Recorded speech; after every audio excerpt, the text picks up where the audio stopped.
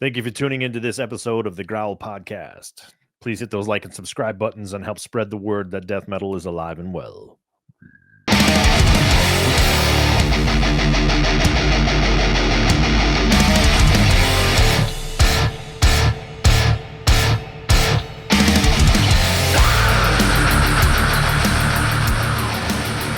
Appreciate you guys all tuning in. I got an awesome guest here today, someone that I am lucky enough to consider a friend of mine. We've had some great communications over the years and worked together on a couple things over the years. James Murphy, how are you doing? Hey, man, I'm doing great. Everything's just going really cool and doing good, man. Awesome. Good to hear. Good to hear. Keeping busy this summer? Yeah, not as busy as I used to stay, prior to COVID, but I don't have to work as hard and do as much anymore. But I'm definitely not retired, and I'm actually kind of ramping up in a couple of areas that I haven't been able to be busy in because of having to stay working, producing and engineering, mixing, mastering, all of that. It kind of kept me from being able to do some playing, things that I wanted to do, playing and writing and getting out and doing, getting my own, more of my own music out there. So Right. it's going to ramp up, but I'm kind of shifting, where I'm putting my focus. Right. Right. Yeah, but it is, it out of everything, I think, you being able to stay involved in one facet or another. I think a lot of guys give up when the music stuff gets challenging financially or with age and or the combination of both, and can't find another avenue to stay involved, where you obviously got into the production aspect of things, and Yeah. really kind of got your fingers deep into that. I think it's made it possible. Obviously, you're a great player, but a lot of great players tend to forget that they're great players and drift away from the game a little bit, so it's, I think we're all lucky to have you still involved. You're a massive influence to a lot of people, so it's great that you're still involved, and hopefully we do get to see some music out of you in the future. Yeah, absolutely. And prior to moving into that, I'm also planning to ramp up activity on my YouTube page, Hmm. which at James Murphy Producer there. If anyone wants to find me and subscribe, that would be really helpful. I'm going to do a lot of cool stuff. Like I get a lot of requests to show people how to play all my old classic solos, and I'm going to do all of that and you know just try Yeah, to do the whole nine there. I think you got a lot to share. Obviously, and we'll kind of touch base on a lot of these things, but your musical history and your catalog is very deep, but it's also very broad.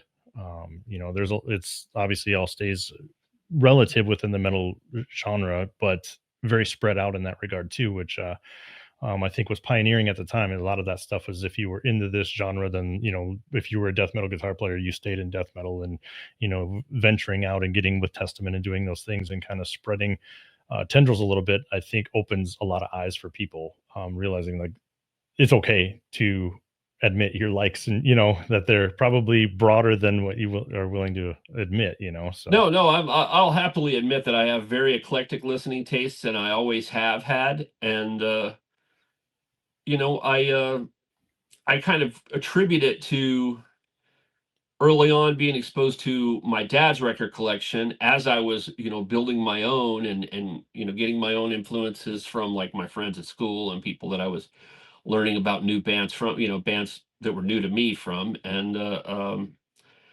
plus I just sort of had my dad's taste there because in the 70s when I was a kid, it was all about coming home, and I had an hour and a half or so before my dad would show up, and I could just spin his records and mine on his turntable and his really awesome 70s Marantz stereo system, which was incredible at the time, Mhm.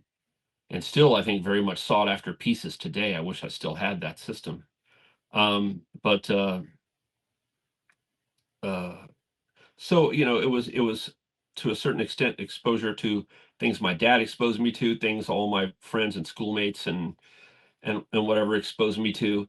And then, I started early on, well before I actually began to play, I started buying like Guitar Player magazine, and I would read that thing cover to cover.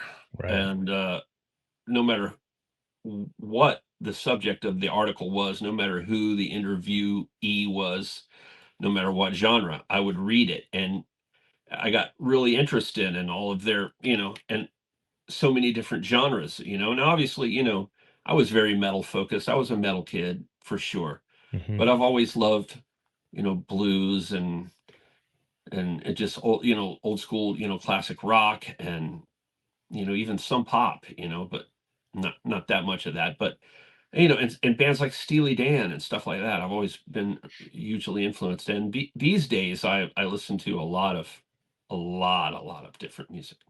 Right. Right. I kind of in the same. The older I've gotten, the more I've kind of branched out into things. And for me, country was like a. I grew up on country with my dad, and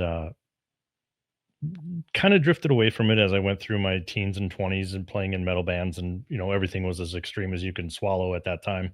But as I gotten older, really kind of researching a lot of Appalachian country and things to where it just takes me away from everything that it's like you're so absorbed in all your musical projects that it's metal all the time, and you have to Yeah. have something to unplug somehow. Yeah, exactly. I kind of much like you. I grew up, around my dad in the '70s was listening to everything from like, classic rock and stuff that was current at the time, that is considered classic rock now, and Eagles, Doobie Brothers, Kate Brothers, the Guess Who, et cetera, all of that stuff. Hmm. Hmm. But he was also into country and blues, and I liked some of the blues. Um, I really didn't appreciate that much of the country. Yeah. I never was into country as a kid. Uh, my dad was into it and he listened to it, and he played a little guitar and he did, just sort of strumming and singing along, and some of it was country, some of it was folk, some of it was old time rock and roll. Um, and I got influenced by all that stuff just because it was playing around me. Sure. But I tell you, I appreciate more of it now than I did then. Like there's actually some country artists that I like, and there's a whole lot of country musicians that I think are fantastic that I Right. absolutely love. And a lot of those are studio musicians and like Nashville guys that while they have their own records, they're not They're, stars. They play on the big guys' records, but they're they were just the amazing. workhorses behind what made Yeah, everything yeah, happen. Yeah. amazing players, and Songwriters, I think too. Like a lot of those guys really went without getting as much respect and attention as they should have gotten for a lot of what they were yeah, writing, and it was an interesting time too. And I think it even through this era, I don't think very many people understand when it comes to commercialized music how little a lot of the actual artists write. That there's minds behind things that are going that are actually writing the material and setting things up for these people, but a lot of those guys just don't get the attention. So yeah. No, I agree. Yeah, so it's question then, what age did you start playing guitar? I would assume it's pretty young. um. I mean, yeah, young by you know on one hand, but compared to how when a lot of people that I know started, I was downright late starter. Sure. Um, I mean, my dad started teaching me like all the open chords, Hmm. you know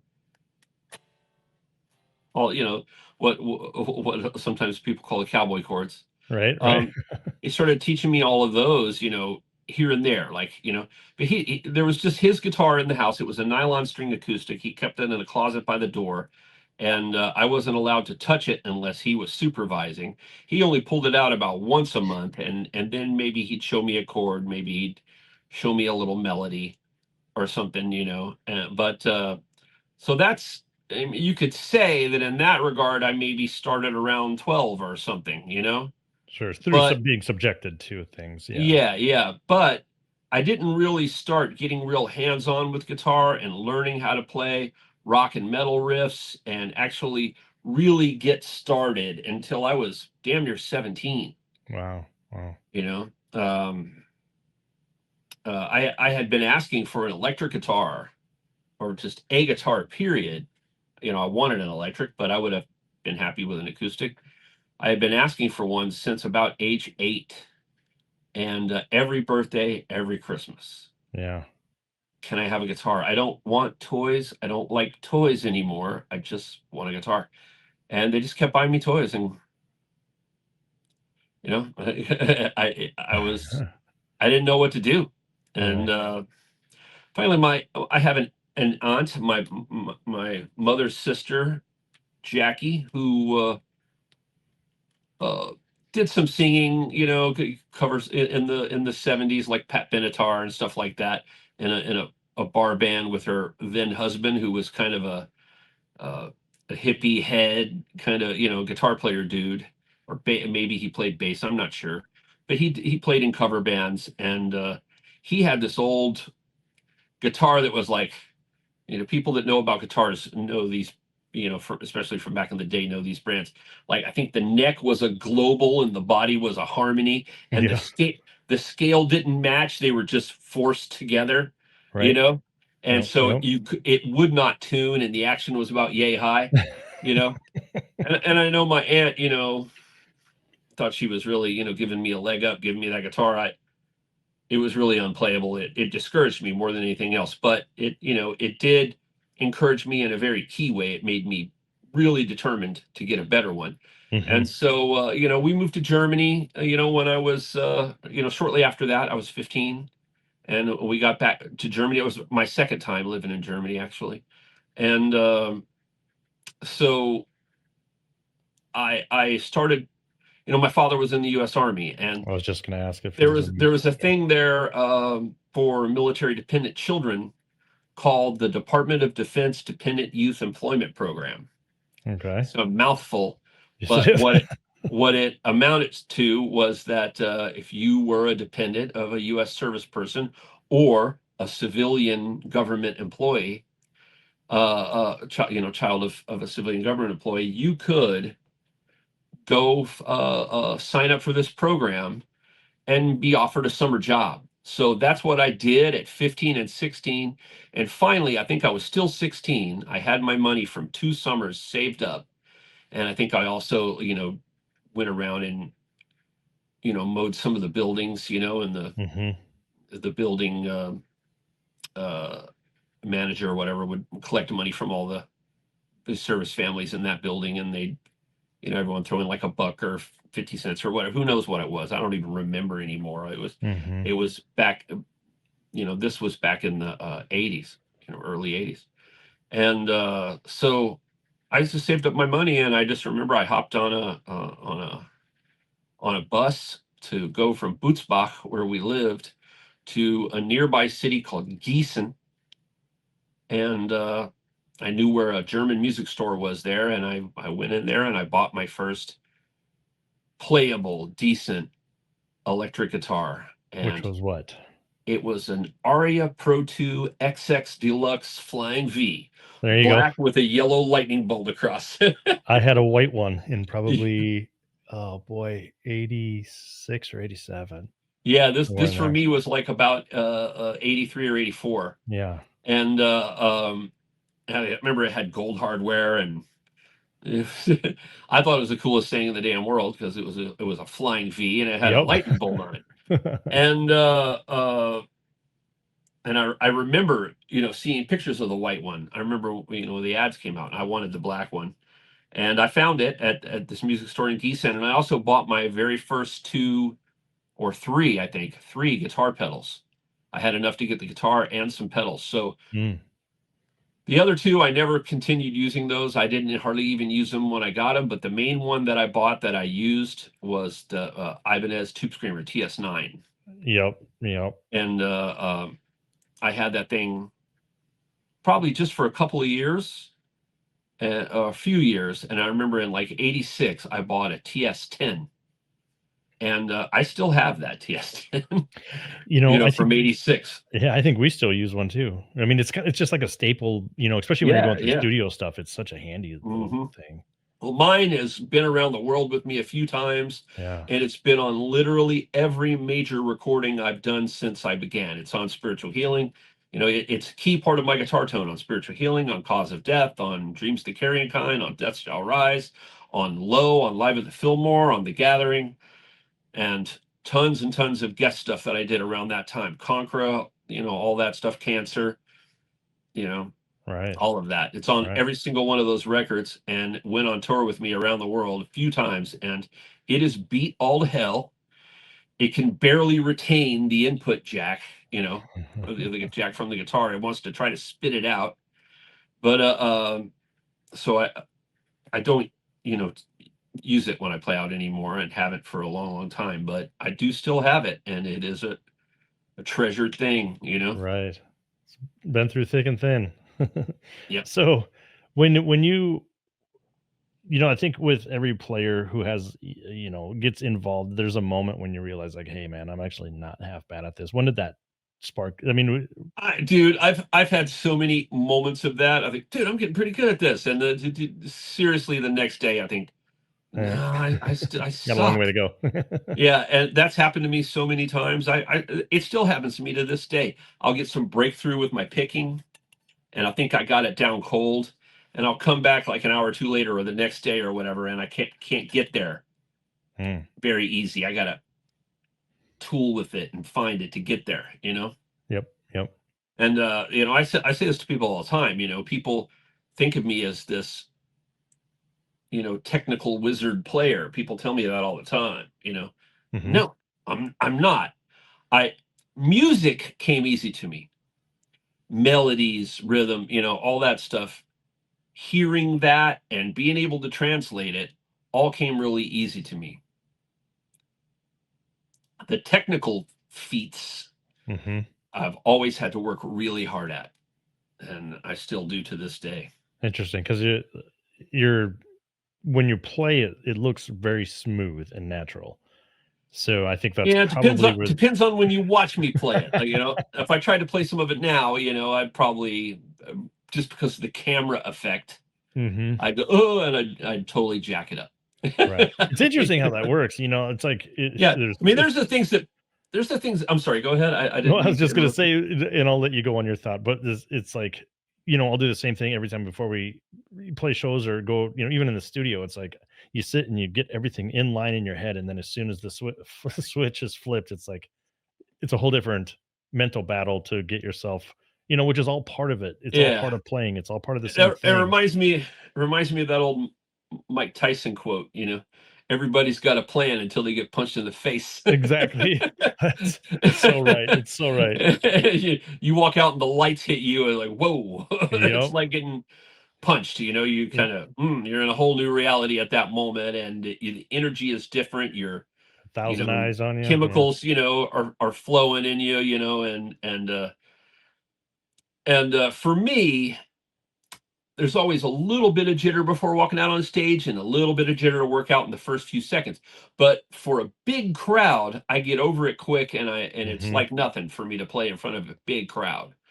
It's small groups of people, and on camera, and one-on-one, or small groups of people The situation. intimacy. Yeah.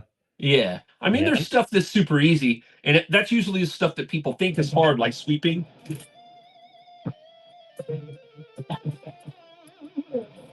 The sweeps, Right. Yeah. people think that's hard. That's the easy stuff. Yeah. Okay. There's stuff that's a lot harder that Right. I wouldn't even feel comfortable trying to play now, because I'd probably hack it up. I gotta get real warmed up, to do that. I remember hearing a quote from Kurt Cobain, of all people, back in the early 90s. And he said, if you don't get the jitters before you play, you should probably stop playing. Yeah. That Yeah. point It's where almost like, are you even alive? Are you even enjoying it?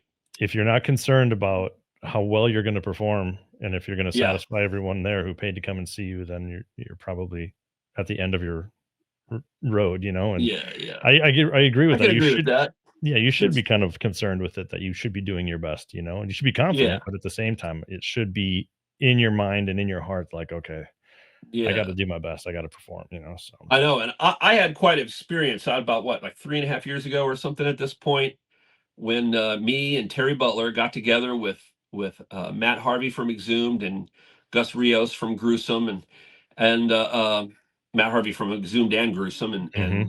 Gus Rios from Gruesome, and we got together and we went and did a couple shows back to back in Tampa, Hmm. playing the entire Spiritual Healing album. And it was a great event. It was tons of fun. Both nights were sold out, and the live streaming was sold out. It was all really great. But and I had relearned the songs. About a month out, I said, let me relearn these songs, so I'll be ready for this show in a month. It's piece of cake. And Right. it was a piece of cake. I learned the songs like it was nothing, relearned my solos, no big deal. But this is where, after 16 years of not having been on stage prior to that, Hmm. that I really screwed up, because I forgot that whole concept that it's not enough to simply learn the material or to refresh on the material. You have to rehearse it until you can't make a mistake. And Hmm. I forgot that concept, to where chaos can be going on around you and your muscle memory just carries you through. Yep. And I neglected to prepare that much, because I had forgot that it was necessary. And for the guys, like all the other guys that I played with, they're constantly on the road. They're I think that's it right constantly, there. You're you on know, they stage all the they time. they were, they didn't have any more time to prepare than I did, on those songs. But, you know, they Set. they just, without even have to think about it, knew what they needed to do, to be able to get through, to be able to play these shows competently, play these songs competently at a show. And I should have known. I did know, but it had been 16 years since I had ever thought about it. Hmm. So it kind of, just flew out of my brain. And then, and it also didn't help that I got a little dehydrated on the show, and especially the second one, and I was a little bit loopy, a little bit Yeah. fruit loopy. Yeah. So There's that classic term, road ready, and I think that is just yeah, your mental. A lot of yeah, it's your mental and your physical. I mean, even yeah. There's even definitely a physical aspect, but you got to be mentally prepared. yeah, Yeah, and I think that's part of the dehydration or any of that stuff, like being physically ready. And your body, especially when you're nervous, your body will do crazy shit and react in crazy ways. yeah, I've had it before where getting nervous, whether it's certain bands that we're playing with that you kind of fanboy to a certain degree, and you get up on stage and I've got waters and everything and you're ready to go, and then right before it's time to sing, it's like your mouth is dry and you're nervous, and it's just being road ready. It's, if you don't do it yeah, all the time, yeah. it's like any trait, you kind of lose it a little bit. So. Well, I've gone to a lot of effort here recently to create myself this little jam room Hmm. where I can practice and rehearse and write, and it's separate from my studio, so it gives me a whole different environment to go into, Hmm. sit down. I mean, this is not my studio. This is my jam room, Which I my think is practice critical. room, my Yep. rehearsal space, Yep. and my studio's in there. Yep. It's under renovation right now. We've been renovating the whole house. We've already got the master bedroom, the bathroom, and the living room's done. The living Yeah, I room did was the see a few most. pictures that you posted on that. That's Yeah, awesome. Kind of. yeah, it's coming out really, really well. But the next room is going to be my new control room for my studio. Hmm. But this room is going to stay here. I'm going to do some improvements to it, but currently it's just ready for me to, to practice in, and it's cool to be able to have this space and be able to do it. Right. And I'll Awesome. probably shoot YouTube videos in here. That's probably where I'll Perfect. Perfect. Perfect. do all that. So to move like into your musical career, obviously death was a huge, um, launching point for you, but there was other things that happened before that. I know you did some stuff with Agent Steel, and talk about a little bit what it was like before getting into death and before those moments, like your first build up, as being a member of a band. Well, the first professional band gig that I ever got was a band called Agent Steel that was on Combat Records at that time, and already had a couple of releases out. I think one LP and one EP. and they had finished a second LP out in California, which is where they were from, and but it had not gotten released yet, and they just had, a couple of the guys decided they wanted to relocate the band to Florida. Well, a couple of the guys did not want to go, so the band essentially split up, and the singer and the drummer came out to Florida and reconstituted the band with some Florida guys, and then went on tour to support that new album that had already been recorded by the previous lineup. And I had answered an ad that actually didn't identify the band. It just said, professional band on, metal band on Combat Records, getting we're about to release our new album on this date, and it gave the date, and I forget what it was, but and with tours in Europe and the UK lined up, we just, we got to find, a guitar player. And I guess they had already found a bass player and a second, another guitar player, and they needed a guitar player, like a primary lead guy kind of. And I answered the ad, and I had no idea who it was. All I knew, it was on Combat Records, and I was just like, okay, Combat Records, I know that. I got lots of records that are on Combat Records: Exodus, Death, Nuclear Assault. I had quite a few albums on that were on Combat, so I was excited to call it. And I called, and I ended up reaching the bass player that had been hired for this new lineup. So he was a Florida guy, and I kind of knew him. His name was Richard Bateman. And Richard Bateman had been kind of, he was the bass player for the band Purgatory 60 for a while, that went on to become Iced Earth. When they moved to Indiana or whatever.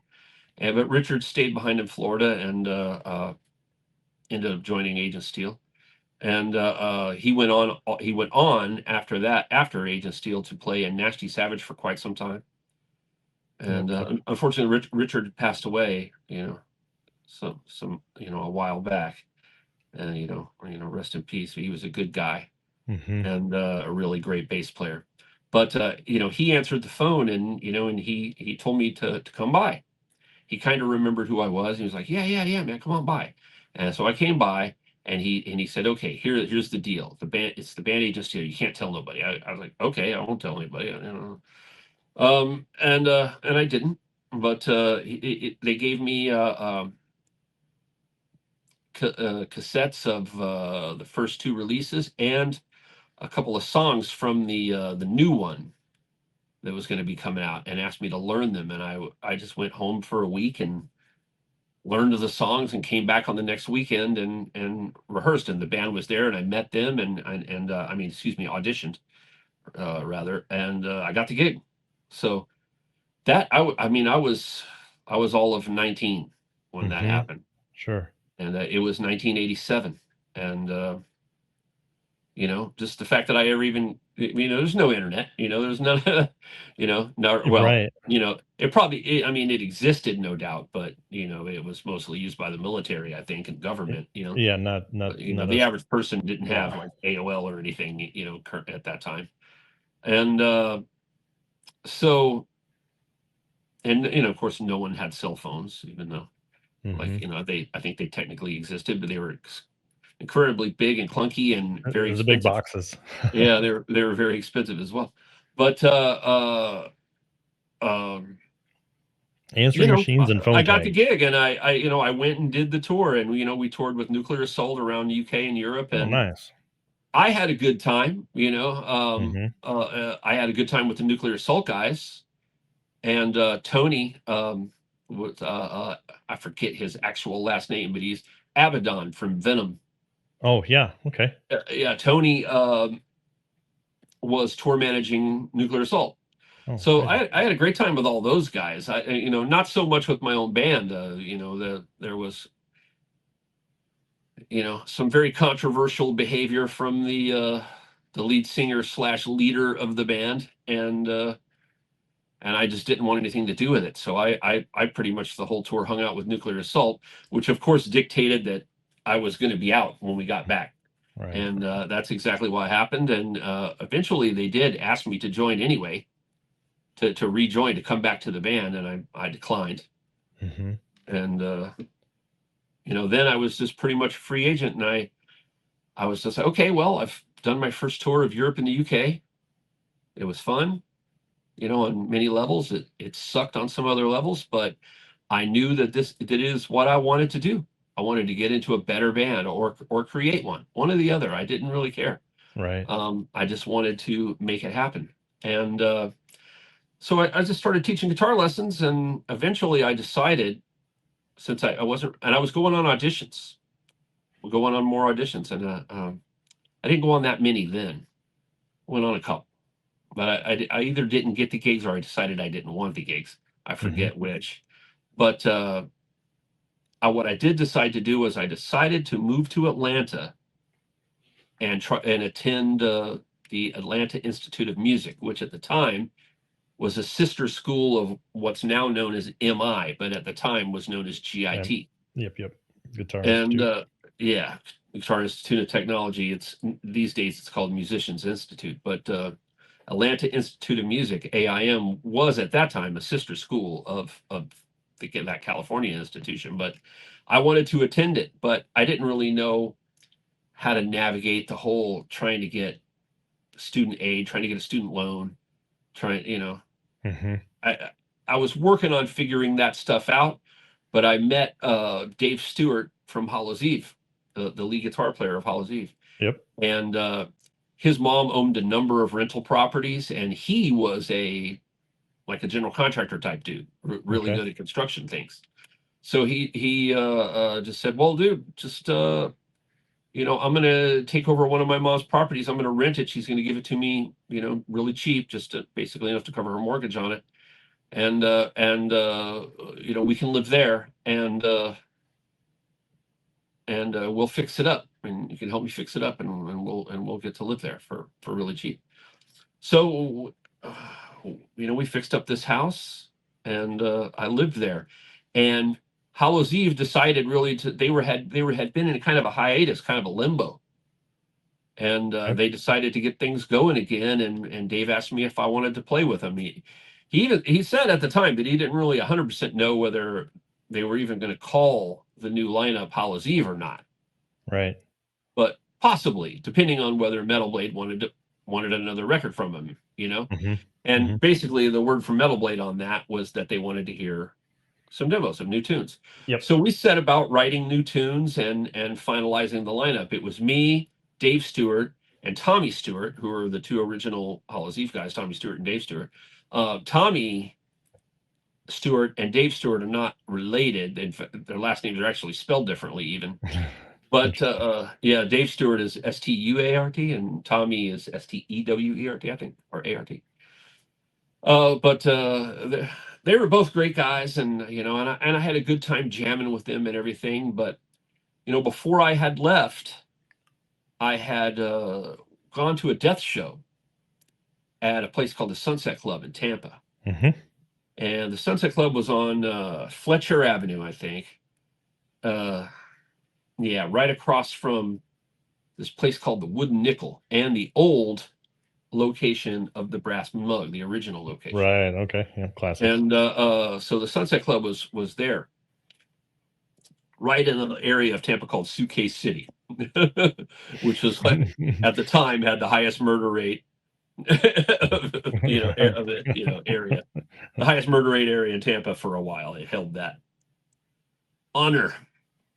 But yeah, the Sunset Club was there, and I heard Death was going to be playing. It was a show advertised, and so I decided to go to it. Of course, I wasn't going to miss that. Mm-hmm. And they were supporting Leprosy. This would have been in '88, and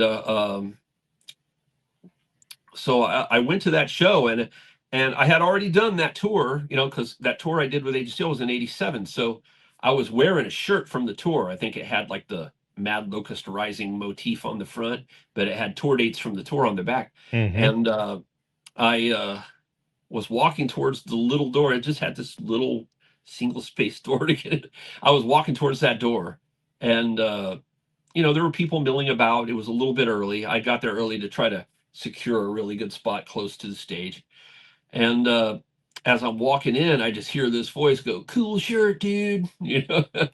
And I turned to see who it was, and I saw this guy standing there with a couple of other people, and then I finally recognized the guy that had spoke it as Chuck, because of course I had seen them live before, and so I had seen him, but I had never formally met him or talked to him, and of course I had seen his pictures in magazines and on my Sure. Scream Bloody Gore and Leprosy, so I recognized him, and I was like, "Oh, hey Chuck, what's happening, man? Good to meet you." And we just had a conversation, and he asked me where I got the shirt, so I told him, I went on the tour, and he goes, "Oh, you're that guy from Florida that got the lead guitar gig." And I was like, "Yeah." And he goes, "Dude, I heard about you. I heard you were really good." And I was like, "Wow, okay, cool." Interesting. Cool. That's cool. And he wanted Yeah. to know, he grilled me then, what it was like to tour with Agent Steel and this and that. And I gave him the skinny and, told him about my experience and, how much fun I had just kind of hanging with the Nuclear Assault guys and playing the shows, for the fans. That part was always super fun to me. And through the course of just hanging out and talking with him before the gig started, which, there was a couple of hours there probably, because I had arrived pretty early, like I said, and we ended up. I ended up, talking to them and actually doing a little interview for them, because while I was over in Holland, touring with Age of Steel, I met this guy named Ad Van Osh, and he had a fanzine, if you remember those. I do. Black and white Xerox made, stapled together. He had a fanzine called Ravenous Zine. And he had asked me if I'd be interested in being like a U.S. correspondent, do some interviews, write some stories, do some reviews, this, that, and the other. Yep. And so I had the idea, well, this could be my first interview for Ravenous. I'll ask Chuck if he's cool to be interviewed. And they were. So I interviewed him. It was a really crappy interview. Don't try to find it. It sucked. I was not a good interviewer. I can promise you that. Not then. But nor do I have any reason to believe I would be now, but certainly I'd be better than I was then. Just by virtue of how many I've done, since then. But right. So I interviewed him, and I took a couple of pictures, right across the street against this old, building that was there. There was a big blank wall. I was also a really crappy photographer, so the photos really suck. I think I took the photos on my old Kodak disc camera. Remember those? There you go. I do. Yep. It was horrible. But during the course of hanging out with them, I sort of noticed a strange dynamic between Bill, Terry, and Chuck and Rick on this. You know what I mean? Yeah. Nothing against Rick. I think Rick's a great dude, and I enjoy his guitar playing. I like his style, but I just happened to notice at the time that whenever he'd be around and he'd say something, and if he'd turn around, those guys would all look at each other and kind of roll their eyes, and I was just like, wow, this does not bode very well for Rick, but I'm not going to try to be mercenary and ask them if, about this gig or anything, but I am going to, these guys know a lot of people. They know a lot of bands on that same label that I've already done a tour with, with a band that was on that label. So I wrote down my phone number, I think on 2 little pieces of paper. I think I gave one to Chuck and one to Terry. And I said, hey, if you guys ever run into a band on tour that needs a guitar player, have them call me. Right. I gave the best number I had at the time, which is my mother's number. Yeah. And it's so much of that stuff is being willing to do that, just being willing to put your name in the hat and to not be afraid to, I think a lot of people will say, oh, well, but it is all who you know, and it is all who you take the time to meet. Yeah. It's the old saying, you miss 100% of the shots you don't take. 100%. It is exactly right. That's exactly right. Yeah. And so, I just took my shot, thinking, well, even if this is they're just having a moment with Rick and everything's going to be fine and he's going to be in the band for years, still, these guys got my number, and and they already expressed, you know, that they heard I was a good guitar player and blah blah blah, and now they know I have experience like touring and all of that. Yep. So I thought they were good people to give my numbers to, and so I did. And fast forward back to being in Atlanta, I hadn't got around to trying to figure out the financing and the student loan stuff to try to go to AIM. So I, you know, and of course, you know, you got to make money, you know, you got to live. So I took a job with a landscape company, and so I was doing landscaping, probably minimum wage, and still able to afford my rent and car insurance and groceries and my Right. share of an electric bill in you know, in 1989. But you know, I got a call one day. I was in my room practicing, you know, and Dave on my door and opens it up and sticks his head in. And he goes, "Hey, dude, it's the phone for you." And I was like, "Oh, okay." I figured it was my mom. It's about the only person who freaking called me at that point, you know. Mm-hmm. And so I thought it was my mom, and I started. And he goes, "Dude, I think it's Evil Chuck." And I was like, "No shit." And so I got up, went and talked to him, and he basically said, "Do you want to come down and audition? We fired Rick." And I was like, "Oh, well, yeah. I mean, I would, but I'm playing with these guys, and I feel like I would be shitting on them to, you know, to leave. Mm-hmm. You know, I think, I'm all set up here, and you know, I got a job, and we're rehearsing. We're getting ready to do demos for Metal Blade. I mean, I feel like I should probably stay with them." And it was so dumb because I love Death. I love Death way more than I love Hallows Eve. I love, you know, Right. and Right. so it was. But I was feeling loyalty towards my friends, you know, Right. Totally makes and sense. Totally makes sense. and Chuck said, "Oh, okay, all right then. Well, you know, good luck, and you know, see you around." And got off the phone, and I went on about my business. And then later on that same night, we had some friends over, and they were just various people from other bands and stuff in the area that, you know, Dave and them knew, and that I had gotten to know since I had been there. And you know, and there was going to be some girls coming over, and we had some booze and this, that, the other. It was just do a little get together, you know. And a couple of the guys that were there were Richard and Britt from the American Nihilist, Okay. the Yep. Georgia Nihilist, not obviously not the Swedish band that became Mm-hmm. Tombed, but this Georgia band called Nihilist that was like a speed thrash, Yeah. you know, tinges of death, you know, in them. And they were there, and Dave Stewart asked me, "Hey, so what happened? What did Chuck call about?" And I said, "Oh, well, you know, he asked me he asked me if I was interested in coming to audition for Death because they fired Rick." And then I said, "But I don't worry about it. I turned him down because, you know, I told him that I got something going on with these guys here." And all of them, including, you know, looked at me like I was insane. Even Dave What are you Stewart, the guy doing? I was jamming with, he's like, "Are you crazy, dude? Have you lost your mind? You know, that's a sweet gig, you know that, and you love that stuff, you know, and Right. that's a sweet gig. Are you crazy?" And I just looked at him and I went, "Damn, I am crazy because I do love that band," you know? Right. Right. And so I tried to call back, and I did not reach Chuck. He wasn't there, but his mom answered. And so she answered, and she was, you know, very friendly, and said, "Oh no, honey, he's gone for the night. I don't expect him back until, you know, he might come in really, really late, but you know, he's probably not going to be available for a call until tomorrow morning, you know, after he gets home." And I was like, "Oh, okay. Could you, you know, just tell him that James Murphy called." And I went ahead and, dude, I started packing my car, and I made my plan. I got up Yeah. the next morning.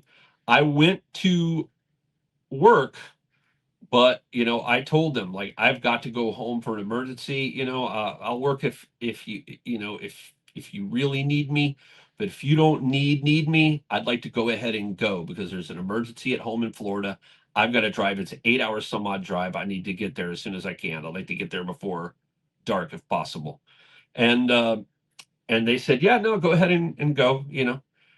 Uh, uh, so I took the time off work and I came back home and I finished packing my car for the trip with everything that I would need, including, you know, and then I spent the rest of the night just practicing some songs, Mm-hmm. you know, some songs from Leprosy and some songs from Scream.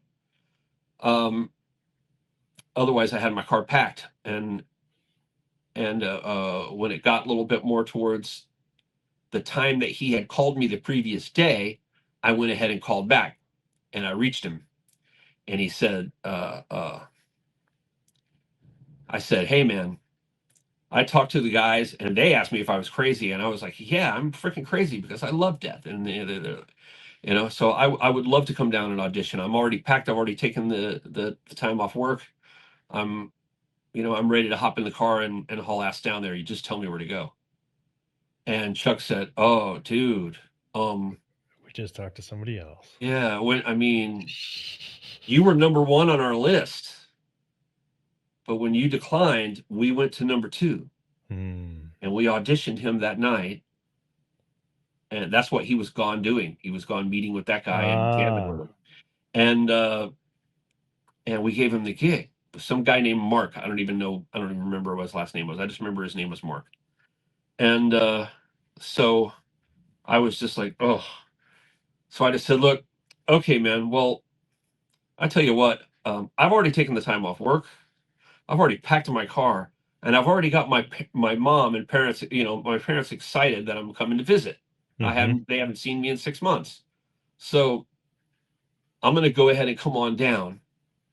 I'm going to spend the rest of the day today with them. But dude, if you guys are just going to be hanging anywhere, I'd love to come by and just hang out. We can talk music and shoot the shit. I appreciate that you got your guy. I just want to hang out. You know, Mm-hmm. let's meet up and hang out. You know, and they were like, yeah. You know what? So, you know, I think it was like Saturday night. We're going to be at Terry's house in Sefner or wherever it was. I forget. And Brandon or something. I don't remember where he lived at the time, but so I came, I visited my parents, I went there, I hung out, we talked music, we talked record collections, you know, all this stuff. We were, you know, talking about all these obscure French bands from the early 80s that we all loved. And just had a good time just hanging out and talking music. And I finally said, like, you know, it's probably about time for me to go ahead and leave. It seems like we're winding down here. So, but I'd like to do one more thing before I go. If you guys would just, you know, bear with me, you know. And I went to the car and I got out. I went to my car and I got out my little practice amp, boombox, guitar, you know, and all that. And I just, it was not that much. You could carry it all at one time. And Mm-hmm. I set it all up. And I said, I just want to play for you so you know I can play. So that you know I can play your stuff in case something happens with your new guy at any point in the future. I will have centrally already kind of auditioned. You will have heard Right. me, you know. Right. And if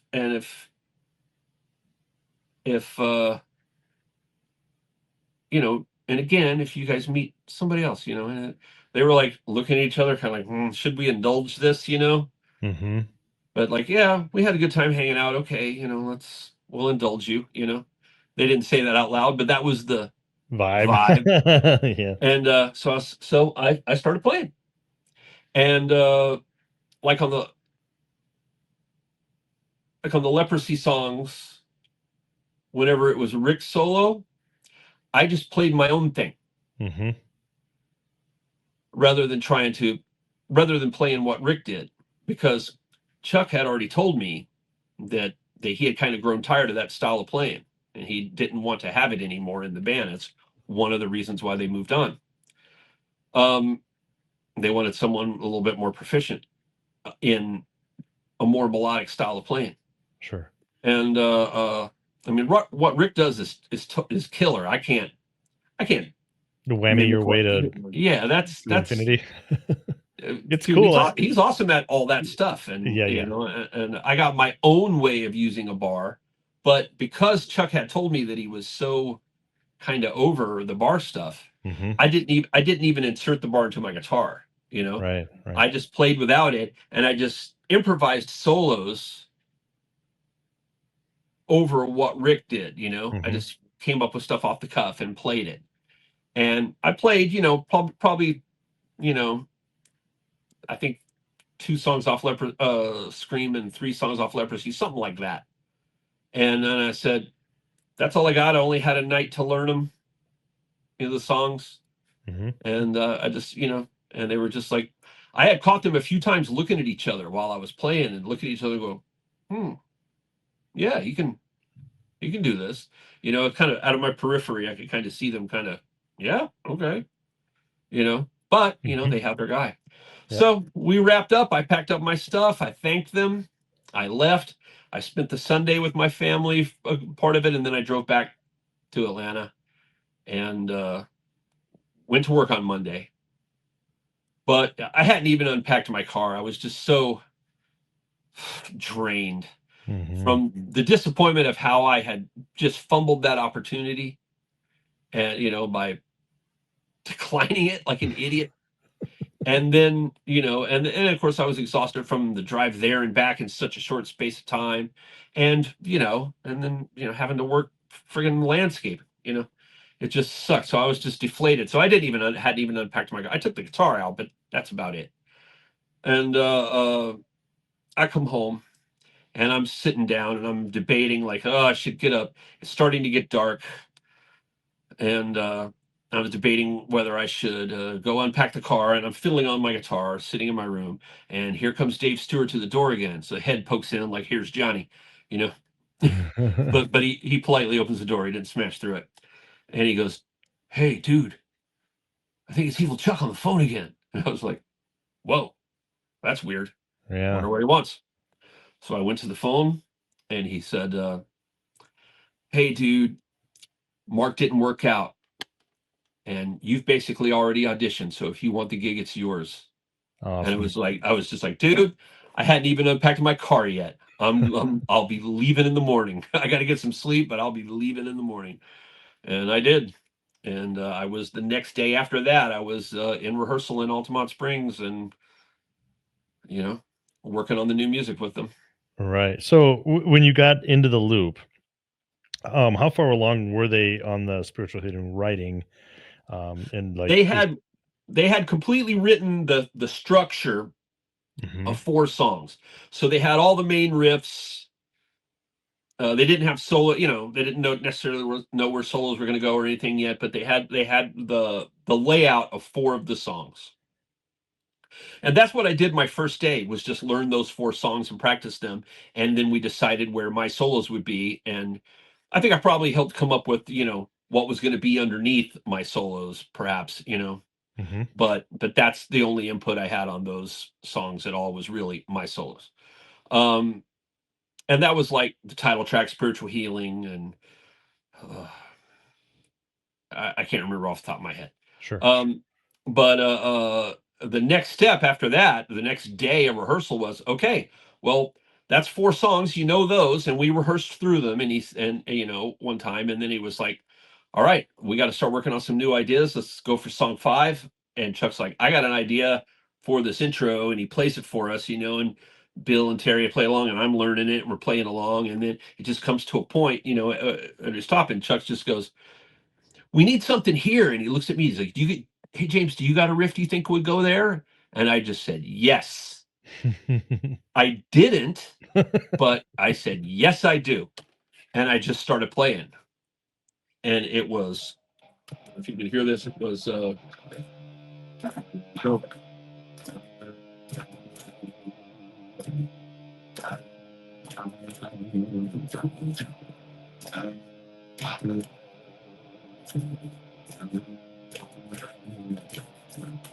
it, I, and the next part after that, Mhm. Like I just came up with both of them. I pulled them right out of my ass.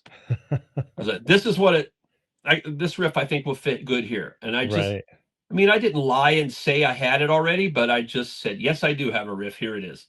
And Right. I made it up on the spot. And they dug it.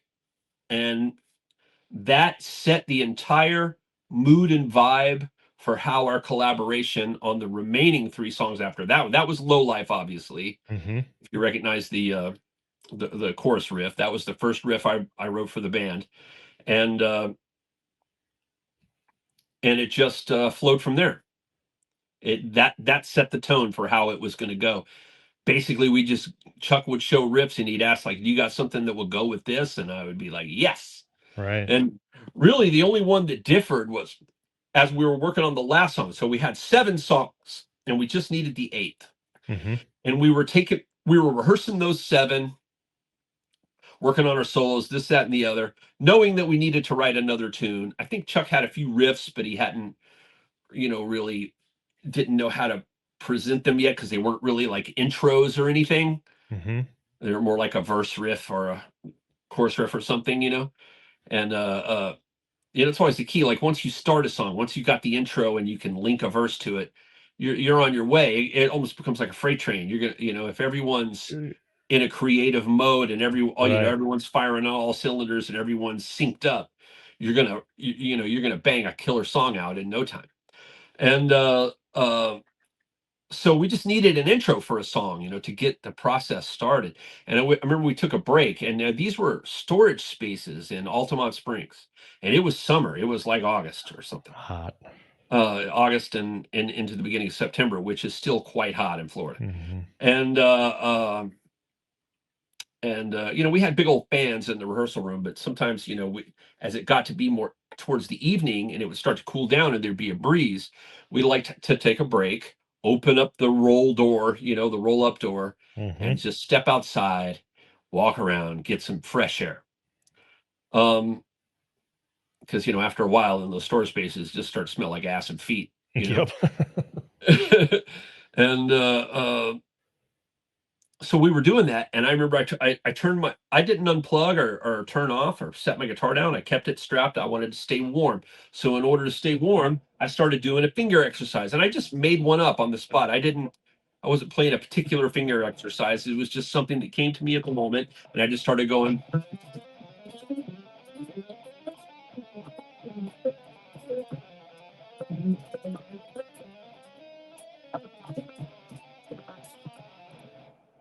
It's probably not that audible, but I'll try to crank up a little bit. I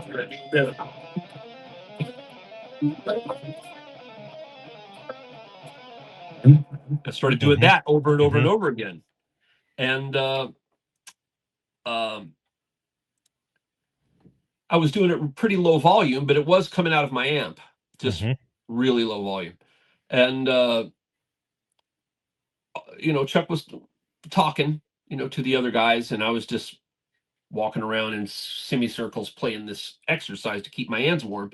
And Chuck just stops and looks at me and he goes, "Hey, James." And I stopped and I said, "Yeah." He's like, "Well, what's that you're playing?" And I said, "Oh, it's just a finger exercise. I just sort of came up with it just now to keep my fingers warm. It's basic, it's just hammer-ons and, moving up chromatically." And he was just like, "Keep doing it. Just keep playing it. Play it over and over and over again. Just like you were doing." So I just started doing it, and he went and grabbed his guitar and set his volume to kind of, match up good with mine, where it blend well. And as each time I played a repetition,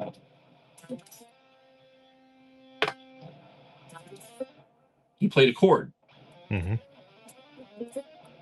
And he very quickly found chords that fit underneath it really, really cool. And boom, we had the intro to Killing Spree. It just sounded awesome. As soon as he started adding the chords, it just took a life of its own. It was like, wow. And that's sort of how his mind worked and how his musical creativity worked. He would hear something. Of course, he wrote lots of things completely, lock, stock, and barrel himself. But when we were working together, the way it worked is that, he would have something that would inspire me to come up with something. Or in the case of that Killing Spree intro, I was just noodling, and he could hear that if the right chords were underneath it, that it could be something really cool. And it took him mere minutes to come up with the chemistry. the chords that made it just That's perfect. chemistry, man. That's when you know you're jamming with someone you should be, Yeah. And so that started off the process of writing the last song that we wrote for the album, which was Killing Spree, and it came together pretty quickly. Awesome. So lead wise, were you just given liberty to do what you do? Yeah. Awesome. I had some rough ideas, that I come up with in rehearsal, Mm-hmm. but so I kind of knew some of them, like how I might start, or a lick that I wanted to get in a certain place, but nothing was set in stone yet. I would do it a little bit different every rehearsal, every writing session, Mm-hmm. just trying to find what was good.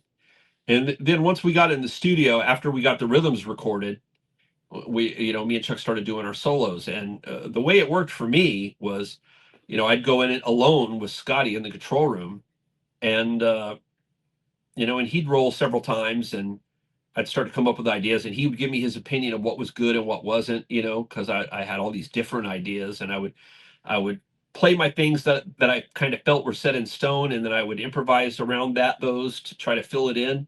And Mm-hmm. he'd speak up and say, "Yeah, that's really cool. That's really cool."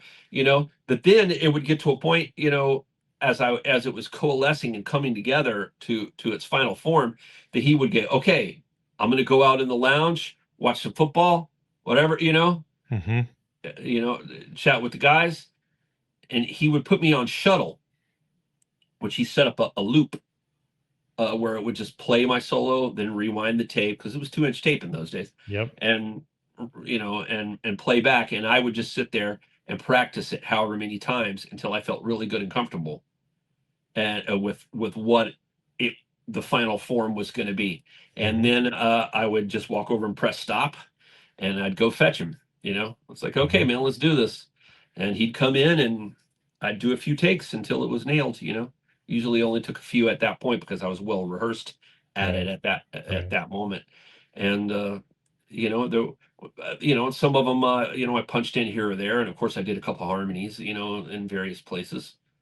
But it came together quick, and that's how it was working with Scotty. He would give his suggestions, and then he would step out of the room and let me just rehearse it over and over again while he took a little break, watched some football, and that was cool, because then he came back in fresh, ready to hear what my final form was, and make any last, final, production, notes, Sure. or producer comments. And I would adjust if necessary, and then we track it, get it done. So how was it working with Scott Burns? Oh, amazing! It was Yeah. every time I ever worked with Scott was just great. Yeah. Me and him developed our own, like, little language. You know, Mm-hmm. he knew exactly what to expect from me. I knew exactly what to expect from him, and we just could rely on that with each other, and it just flowed. It worked really well. We turn around and hit that same dynamic on Cause of Death. Just, I don't So know, however many months it was later. yeah, so bringing that up, I mean, you went from one monolithic album to another, like boom, Yeah, boom. crazy. Yeah. Yeah, it is crazy. I mean, it's like, that's kind of something I want to touch on next, is how that came about. I mean, and obviously at the time you don't know what's going to happen, but you had to have that feeling in you when you're in there and you're in the studio that, okay, this shit's kind of good, and to move I from knew one. that I was happy with it. Yeah. And I'll be honest, I was so pumped on Spiritual Healing that, I thought it was going to be as big as damn Slayer, Mm-hmm. right away. But of course I was naive. That was my very first album ever. Right. I think Okay. maybe everyone thinks that every musician who, does albums is probably over enthusiastic about their first one. But Yeah. at the same time, I also, like, after we were into it, and after it was clear that it was selling well, but we're not blowing up Slayer level. I kind of thought, like, yeah, well, maybe that, maybe no one's going to remember this album in 30 years. And boy, was I wrong. And Yeah. boy, am I happy that I'm wrong. I mean, Right. I wasn't convinced of it. It was just a thought I had, maybe, maybe this doesn't have the longevity that I thought it might have, but it does. It did. And of course, Sure. I was very happy for that to be the case. Yeah. Yeah. And then so moving on to cause of death, how did that transpire? I mean, obviously you were, you know, Well, I called Scotty and I told him, I said, I'm packing my stuff, man. I'm getting out of here. mhm, And I just at that time, without going into the detail, because I've done it in so many interviews. right, right. Just me and Chuck got along so amazingly prior to going on tour, and writing music. Everything was really good. But as we got into the business of things, as we got into um, as we got into the nitty gritty of getting ready to tour and touring, um, it just sort of became I don't know what do you want to call it, testosterone contest. We we both were you know enthusiastic young men, but he was always going to win that Yeah. because it's his band. Mhm, mhm. And I was very strongly opinionated. I was headstrong, and he was very headstrong. But when you got two guys in a band that are headstrong, the one who owns the band is going to win that Right, argument. right, And so yeah. that was always the case. That was always how it was going to happen. And And I think, I know you've talked about it, and I've, been witness to those interviews for years with you, and it's sometimes it's just as simple as it just doesn't work. I mean, like you said, it's yeah, two yeah. Well, headstrong guys, and it is, and I've said this a lot, and I'll repeat it again here. You know, uh, I grew up in a military family, and my father was very much the military father. mhm, And I was raised a certain way, and it affected me unconsciously. I didn't really know. And one of the things that I sometimes had expectations of people that they weren't even aware I had, much less had any reason to deliver upon. mhm, But also I was very poor. I was a very poor communicator. Um, it may seem like I've got the gift of gab, how much I've been running my mouth, how long I can talk in a row when I get asked a simple question, but it wasn't always the case.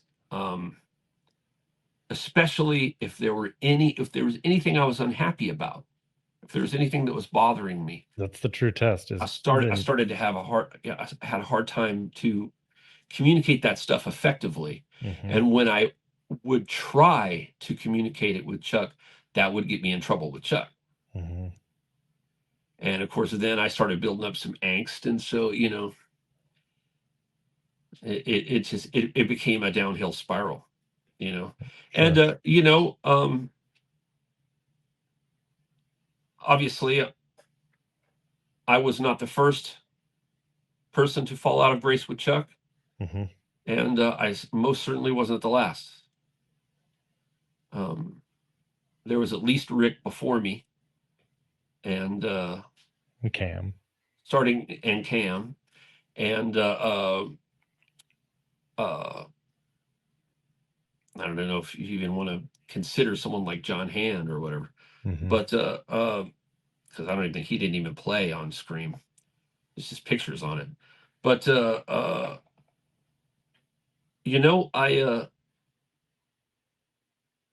wasn't the you know I wasn't necessarily the best at communicating. I wasn't the best at communicating how I felt. So when I did try it, I got in trouble with Chuck. And some of the early things that I got in trouble for were speaking up about a contract we were all meant to sign for a mm, management contract. okay, And I found problems in it, problems that I didn't think Chuck would be happy about. But when I told him that, oh man, if looks could kill, I'd have been dead right there on the spot. But he did, to his credit, he did take the time and look at what I was talking about and read it carefully. And once he had done so, he actually agreed with me. Mm-hmm. And he's changed from being upset with me to being upset with the manager that wanted us to sign that contract. Then there was, just things like the sound man we were taking on tour. It was one of Chuck's buddies, and he did not have. It was very clear to me, even though I didn't have any experience running live sound, I had been around it, enough Mm-hmm. to know a few things, to have picked up a few things, and it was just talking to the guy as we were getting ready to go on the tour. I thought, I mean, this guy's a really nice guy. I like him personally, but it's very clear that when it comes to live sound, he doesn't know his ass from his elbow. Mm. I know more than him, and I don't know jack shit. Right. So that's a bad sign. And I tried to tell Chuck. He got extremely angry with me. I think I would have been fired right then if we weren't literally about to leave on the tour. He didn't Wow. have anybody, lined up to replace me. So, Right.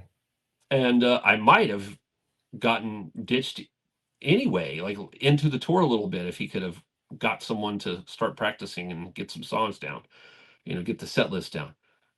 But for the fact that the first two shows, we sounded like utter ass, whereas the band opening for us, Devastation, sounded killer. And people would come up and tell him, dude, Devastation sounded awesome. And I mean, you guys were great, but you sound like crap compared to them. And once that got to Chuck, he was just like, okay, maybe James was not wrong. Right. In this instance. It's another, no different than an engineer or anything like that, man. That's like your fifth, sixth member. Yeah, exactly. It's a very important thing. And so as I'm like doing something, I don't know, I'm shoving some equipment in the truck or whatever, and into the trailer or something. And Chuck comes up to me and goes, "Hey, James." And he looks around and he leans over into me and goes, "Dude, we're sending Andy home tonight. We got him a bus ticket. He doesn't know yet, but we're sending him home." Wow. And I said, "Whoa, what are we gonna do?" And he goes, "We're getting Walt, the guy who does Devastation sound. There you go. He's gonna do us too." And I was like, "Thank you." And we sounded killer the rest of the tour. So in some instances I would be vindicated, but he still got mad at me. And then of course he got mad at me about things that I didn't even really know why he was getting mad or what he was mad about. And so there was no opportunity for me to either explain myself or to be vindicated or to be proven wrong or anything. I just things happened that were beyond my control because he was already irritated at me. You know how it is. Once you're irritated at someone, you find all kinds of things, come to your rise to the level of your tension that were below it before, Right. And as we were just both young and we were both headstrong, and I dared to speak up, and because of that, I kind of was gun shy in Obituary. I never spoke up about anything, just kind of kept my freaking mouth shut, but that didn't stop me from being upset about things that upset me, Right. and so I would just walk away and go and just walk away, because I was not happy with how something was being done, or how the way someone was behaving, or the way someone was doing their job, or whatever. Sure. Normal people can talk about this stuff, but we were all young and headstrong, and add on top of that, we probably all had poor communication skills. I know I had terrible communication Right. skills. And I think, with that too, like, with the rise of death metal, you're all of a sudden thrust into something to where out of normal circumstances, doing those types of things aren't going to garner you more than a couple hundred people at a show, locally, to now all of a sudden it's a global deal, and egos, and I think the taking the long way around this circle is that I've talked to a lot of guys who were heroes of mine who rode the big wave and then went through the valley and realized like, oh shit, it's gone as fast as you get it, and to be back in it, have made that full mental circle, like you have kind of been alluding to, that yeah, you're headstrong because you haven't learned the humility of the dive, and I think, I think a lot of those guys, that were probably in those very same circles, all felt that they were on top of the world, and then at that point, it is your way, Yeah. you feel like it should be your way, but Yeah. I don't know if that's exactly how I relate it. I didn't real I'm not really relating it to being like feeling like I'm on top of the world or like I'm king shit of fuck mountain, but you know, but just, you know, being particular about this, that, or the other, you sure, know, sure, no different than you are than everybody else is in their daily life. Anybody is in their daily life, but being really headstrong about it, and passionate, I suppose, too, yeah, yeah, yeah, being, you know, married to your opinion of the best way to do something as being the way to do it. right, so that You know what I mean? probably was a huge part of what led you into starting your own thing. Yeah, no, yeah. I started writing the riffs for Disincarnate while I was in Obituary. Mhm, But yeah, yeah, I mean, just going back to how I got an Obituary, like I just, I called Scott Burns and I told him, mhm. I told him it was pretty well over with death. I was packing my stuff and leaving, and he goes, "Dude, I'm in the studio right now with Obituary. They need a lead guitar player." And I was just like, "Well, I guess I'll be seeing you tomorrow at the studio." So I showed up, and he introduced me to the guys, and we all had a talk, and so they said, "Okay, well, let's have you tomorrow, and you know, uh, throw down some solos. Let's see how it goes." But yeah, you want to, obviously, we've heard your work. We know who you Mhm. are. We're familiar with what you do. So you got the gig if you want it. Just but just bear in mind that you know we didn't want Alan to leave. We didn't fire him. He decided to leave because he had a family, and he's not confident in his ability to make enough money with the band to support his newborn baby. And Mhm. so or his very young baby, at any rate. I don't know that it was newborn at that moment, but he decided to just get a job and be there to support his family. No one knew whether Obituary was going to be able to earn a living or not. Mhm. I had some confidence because I had seen how Death was able to do it, and so I had perhaps you know undeserved confidence that we'd also be able to do it with Obituary. I mean, it turned out to be able to, absolutely. But you never know an album's gonna hit until it hits. Right, right. I And was Go ahead. Go ahead. I just had a point no, about that's that, that's but it. That's it. Really, they welcomed me to the band that first night that I met with them, even before I recorded a note, honestly. And but they did let me know that if Alan ever wanted to return, they would probably take him back Mhm. because Mhm. they grew up with him, and Right. he wrote a lot of he wrote some of their he wrote a fair share of the music, and it was their style, Mhm. and the only music they ever heard that I wrote was the stuff on the Death album, and that's not Obituary style at all. Mhm. And but anyway, I got the gig, and I came in there. I didn't even have a guitar because unfortunately at the time, while I was collecting my gear, the Deaf guys decided they were going. Sorry, that was feedback from my guitar. The Deaf, they decided they were going to keep my two guitars, and I heard a story about, not from you, but I did hear a story about that, like yeah, yeah, it was they were two custom shop BC these Ridges, riches, very, very, very, very nice guitars, a gunslinger and an assassin. I mostly played the assassin, the black assassin Strat shape, super Strat, and but I also had the gunslinger as white with one pickup, and they were great guitars, and but they went bye bye, and I had sold what other guitars I had, um, so including the guitar that I actually recorded Spiritual with, which was a Ibanez RG 550, one of the OG ones. Mm-hmm. And I regret selling that guitar. I'll tell you that much. I really wish I had that guitar. Right. I sold it to a friend of mine who lives in Texas, and he cannibalized it, gutted it, did things to it, and then ended up selling it on to somebody. So it's not even findable because it doesn't exist in the form it used to exist in, which is just sad. But that's what I get for selling things. But I didn't even have a guitar, so I had to borrow a guitar from Mike Davis of Nocturnus. Oh, sure. Yeah. Everyone assumes that because the guitar that I played most while touring for Cause of Death was this black BC Rich Mockingbird. Excuse me, Warlock. It's Black BC Rich Warlock. Everyone assumes that that's what I recorded the album with, and they go, dude, that your Warlock sounds awesome on Cause of Death. Well, that Warlock isn't on Cause of Death.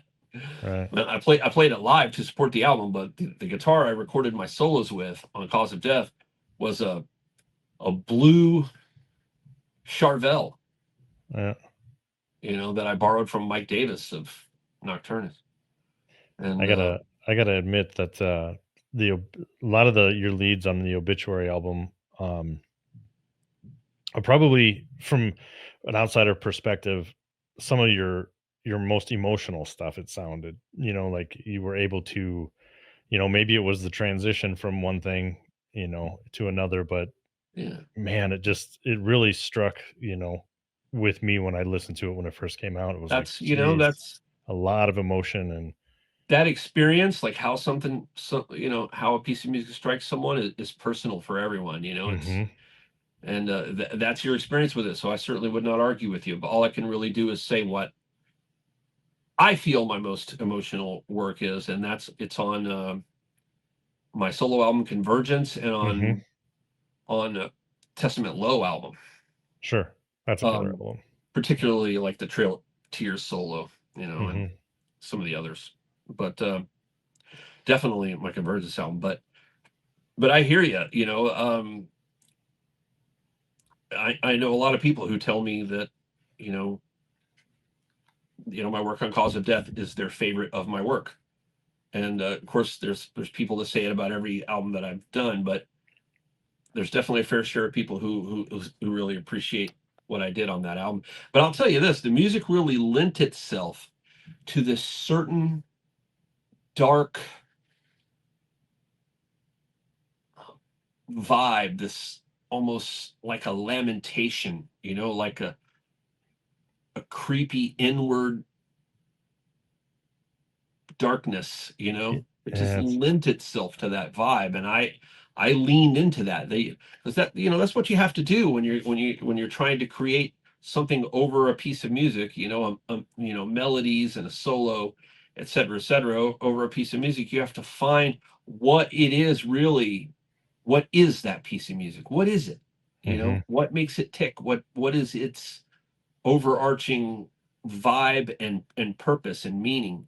And you just sort of lean into that, and hopefully you can pull out stuff that resonates and fits and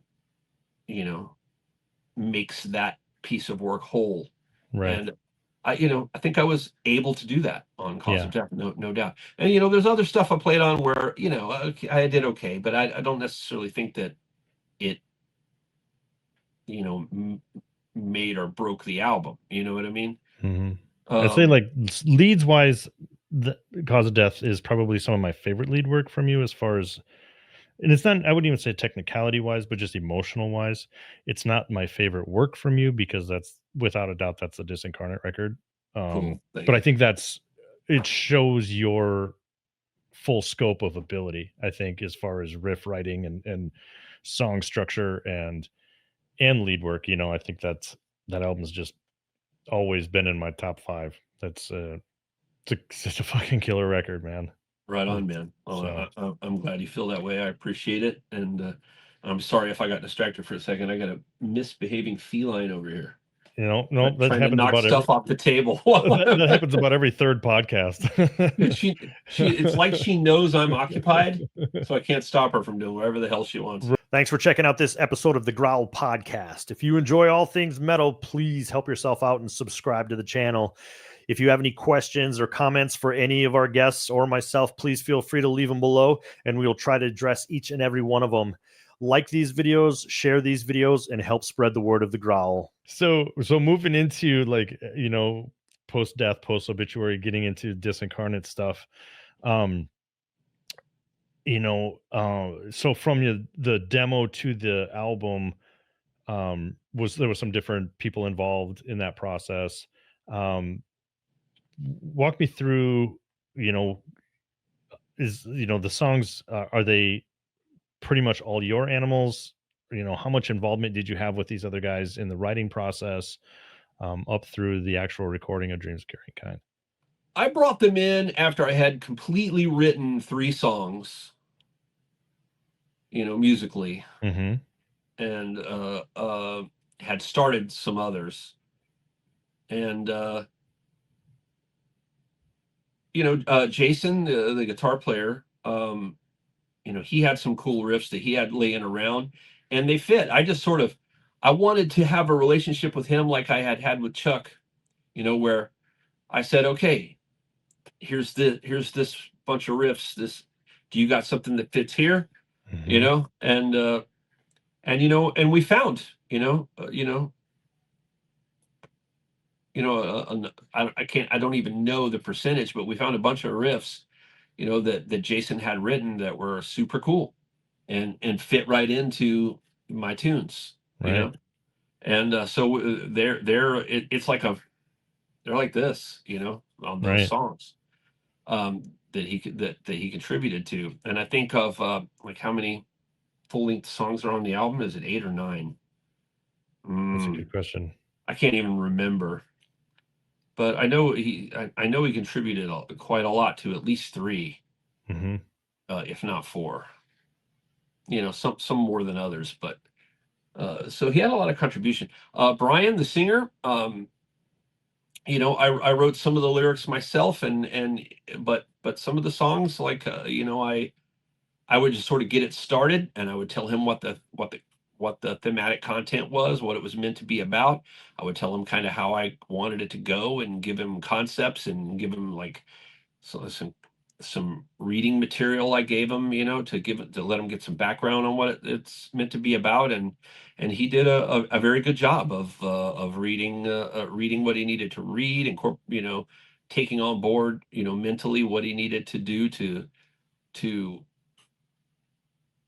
fit in with my vocal writing, and Mm-hmm. so we worked pretty closely together once I had those 2 guys. Yeah. And then how did you land on Tommy? Tommy was I think he was the last guy we found, and he I think he was jamming with somebody. I think like maybe Pat from Hell Witch or somebody like that. He was jamming with somebody, and but the word had gotten around that I was doing auditions, and he reached out, and contacted me, and so I met with him, and I was like, okay, here's the day, here's the material, learn it, show up and play these tunes, and let's go. And I had 3 songs that I had completely written the music to before I picked anybody. And I Mm-hmm. had programmed drums with an old crappy like Roland TR-707 or something like that. And I had programmed, the drum beats for these songs. And that was Stench of Paradise Burning, Confine of Shadows, and Soul Erosion. And so I gave that tape to Tommy, and he came back and played those songs with us. And he played them almost beat for beat, exactly like the program drums. And I said, hey dude, you play really good. I think, you could be our guy, but you can spice these up, man. These were Right. just like placeholder beats really from me. And he just looked at me and goes, but dude, I really like those beats. uh, you know, but we started. So I didn't know how much I enjoyed that idea of keeping them so much like what I programmed, but we decided to work on another tune or two and let him come up with his ideas from scratch rather than having some pre-programmed beat to get in his brain. And he came up with really cool stuff. So we hired him and went from there. Right on, right on. Yeah, I do think, if not so short-lived, I mean, I think inevitably, Disincarnate would have been, right up there with the big numbers and the classics. But it's a phenomenal album, and it's like one of those magical albums. Everyone's got their own opinion on what's what. But when you talked about with Death having your Rain and Blood moment or whatever, to me, I think there's very few albums that really change the mindset of where death metal is going. And Death, I think, did it with Human. I think Death did it with Cynic, where you're now all of a sudden you're showing people that you can really broaden the scope of what's possible in death metal. And I think for me, a huge part of that was the Disincarnate record, not only in solos but in riffs. Like, some of the riffs on there are so catchy yet technical, and that's a hard thing to achieve.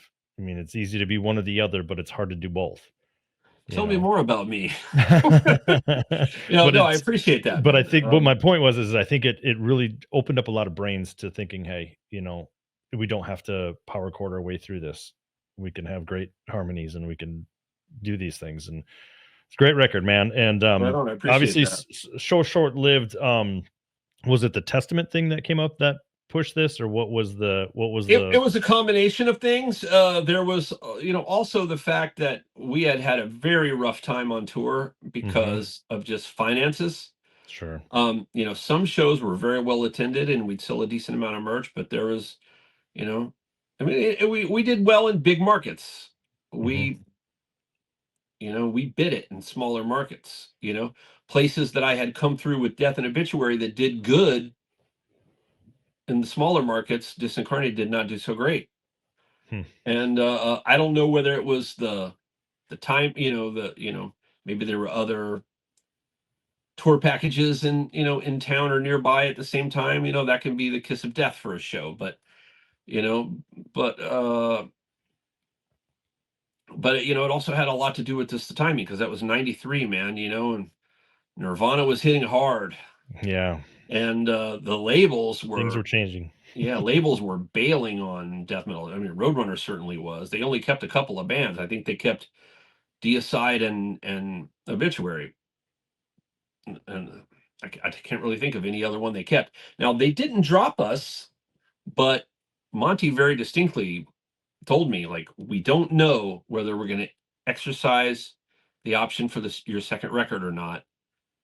And for people that don't know, record deals are usually involve one firm album, that's your first one, and all the rest of them are options that the label can exercise or not at pretty much at their discretion. So Monty wasn't sure whether or not they were going to exercise the option to do a second Disincarnate record. He wanted to hear another demo. And that was very discouraging after a rough tour to hear. And it literally made the two young guys that,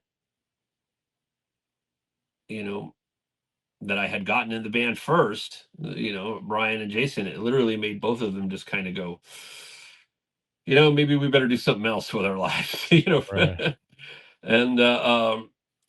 And Tommy was also sort of up in the air. He didn't know what he wanted to do. And so I was sitting there trying to figure it out. And then eventually me and Tommy called me up and he was like, yeah, dude, we still got, we still had the rehearsal space in Tampa, but I had to move out of Tampa and go back and live in my mother's house in Lakeland because finances had gotten so bad.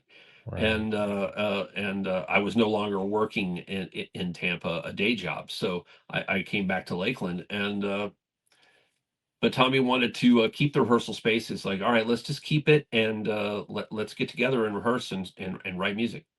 And once Brian, the singer, found out we were doing that, he wanted to be in on it too. Jason just kind of faded out. He didn't, he was worried about his future. Yeah. Because things were looking grim, Right. things were looking grim, and grunge did it. Yeah, like industry, like genre wide, it was. Yeah. Had It we was not been a new band, had we had a chance Mhm. to establish ourselves with a couple albums or a few albums prior to that, we may had weathered it, like as a lot of bands did. Although a lot of a lot of bands dropped out for a while and then came back later. Exactly. Yeah. But Yeah. but so while I was navigating that terrain of having to drive all the way from Lakeland out to Tampa again to rehearse with with a drummer and a singer, no longer even having the second guitar player, and still never having found a permanent bassist. We had hired a guy for the tour, Mhm. but yeah, we never heard from that guy again. But it was it was a very difficult time, and as I was trying to navigate it all, the phone rings one day, and it's this a guy that I knew as a journalist, Mike Gitter. And Mike Gitter, like, I had known from doing interviews, for stuff like Metal Maniacs, and and probably Kerrang, and Thrash and Burn and other magazines. I think he kind of freelanced around to various magazines, and metal publications. And he called me up, and I was confused, like, well, I wonder why Mike's calling me. If you want to interview, okay, but like, literally nothing's going on right now. We're trying to write some more music, and kind of struggling with it because we don't have a full lineup, and our record deal is up in the air. And he basically, right then just said, no, I'm not doing the journalism thing anymore. I'm doing A&R for Atlantic Records. Oh wow. I was like, oh, cool. Wow, congratulations, man. So at that point, I thought he had just called to shoot the shit. Because we had known each other pretty well. I had done a number of interviews with him. So I thought he was just calling to chew the fat, tell me about his new gig, and, just have a little convo. But turned out he was Testament's A&R guy. And he goes, look, I'm A&R for Testament. And I knew Testament had recently lost Skolnick, but I thought they had picked Glenn Alvarez. I thought he was going to be their guy, because he was on that. They did an EP after Skolnick left called Live from Apocalypse City or something like that. And it was just like a little live EP, and Glenn was on that. So I thought they had their guy, and I approved of it because I was a big Testament fan, but I was also a fan of Glenn's playing on that first Forbidden album. So I thought, yeah, okay, they got a great guy. But he says, no, Alex is left Testament, and Glenn was just temporary for that live thing, and they're looking for a permanent lead guitar player. And so, how would you feel about playing with Testament? And at that moment, I was just like, dude, I feel fantastic about it, Right. And so he goes, okay, cool. Probably in a few days, Eric will call you. And I was like, okay, but in the meantime, you should start learning, their most popular songs, that are almost sure going to be on their set list. Try to pick the songs that they'll definitely play live, that you feel like that you've seen them play live, that you feel like they'll definitely play live. The biggest hits off all their albums, just try to learn them. And I was like, yeah, okay, no problem. I'll get going. And honestly, at that point, I didn't even know whether or not I could play Alex Skolnick solos or not. And I didn't know whether the band would want a new person to play the solos exactly. Right. I had my own strong feelings about that, and they were that, hey, these solos are iconic to these songs. As a fan going to see Testament live, and it's not Alex, I want to see someone. I still want to hear those solos. They're part of the song to me. Right. I don't want to hear Okay. some guy noodling and, you know, jerking off with his own ideas. I don't care about that. You know, the over the wall solo is the over the wall solo. You know what I mean? Yep. And I want to hear it. And you know, it's not jazz, man. It's not improvised time. Play the solo. Yeah. So, but he said, well, you know, you can talk. Probably, yeah, they're probably going to want you to play the solos note for note. And can you do that? And I said, yes. Having no idea whether I could or not. None whatsoever. Because I had never really tried to learn a whole Alex Skolnick solo before. But Eric, in fact, called me later that afternoon. Probably within an hour. He didn't wait 3 days. He just called me, and we shot the shit. And he asked me if I had like a 4-track, which is a little cassette based multi-track recorder that we had back in the day. Yeah. And I said that I did, and I told him what model I had, and he goes, "Okay, yeah, cool. That's the exact one I have." So what I'll do, I got this song demoed called Dogface Gods. I'll mix it down to 2 tracks, and that'll leave you 2 tracks to record a solo. I'll send it to you FedEx. You'll have it tomorrow. I was like, okay, cool. He sent it FedEx. I got it. And I sat down with my 4-track there in my mom's living room. And while continuing to learn the songs, I took a break from that as soon as the tape arrived to sit down and work out a solo for Dogface Gods. And I did. And it's the solo that you would hear if you were able to pull up that old 4-track demo tape and play it, find something that would actually play it. You hear pretty much the exact solo that I ended up playing on the album. I got better at playing it, but it's the same solo that I came up with then. And then I threw it back in a FedEx envelope and sent it back off to Eric. And because there was no sending files across the internet then. Right. So Yep. and he loved it. He loved it. And he was like, okay, we're going to fly you out and try you out. So learn this list of songs. And he gave me the full list of songs. I had already started learning, a good chunk of them. So I just carried on. And it turned out I was able to apply myself and play Alex's solos pretty well note for note. And I showed up out in Oakland, and that's exactly what I did. And yeah, they gave me the gig.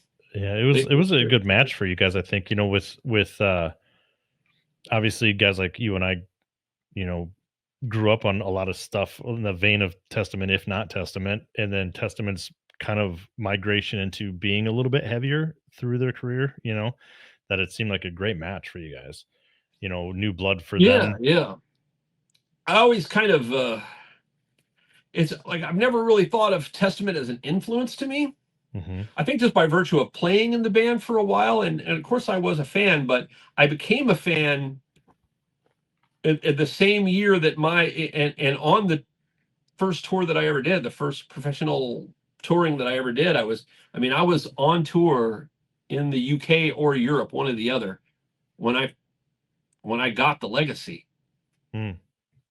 So when I really, sure, I had the Legacy demo a little bit prior, but I didn't really know what to make of it. I kind of liked it, but it wasn't really my thing. But when I heard the album, the better production, the crisp, and all the performances just being totally on point, that's when it clicked with me. And I became a massive fan of the band. But they were, of course, they were on a higher tier, but they were kind of peers. They weren't a band that I grew up with.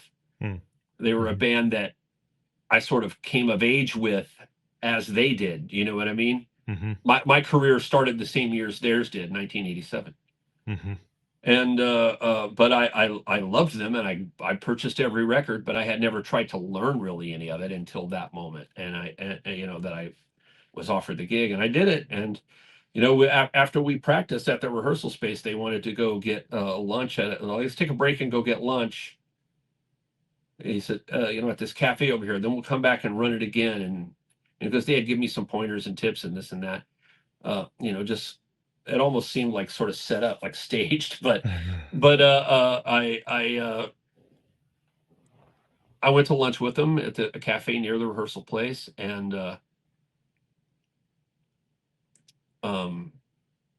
at some point I got up and said, I just got to hit the head real quick, and I went to the restroom.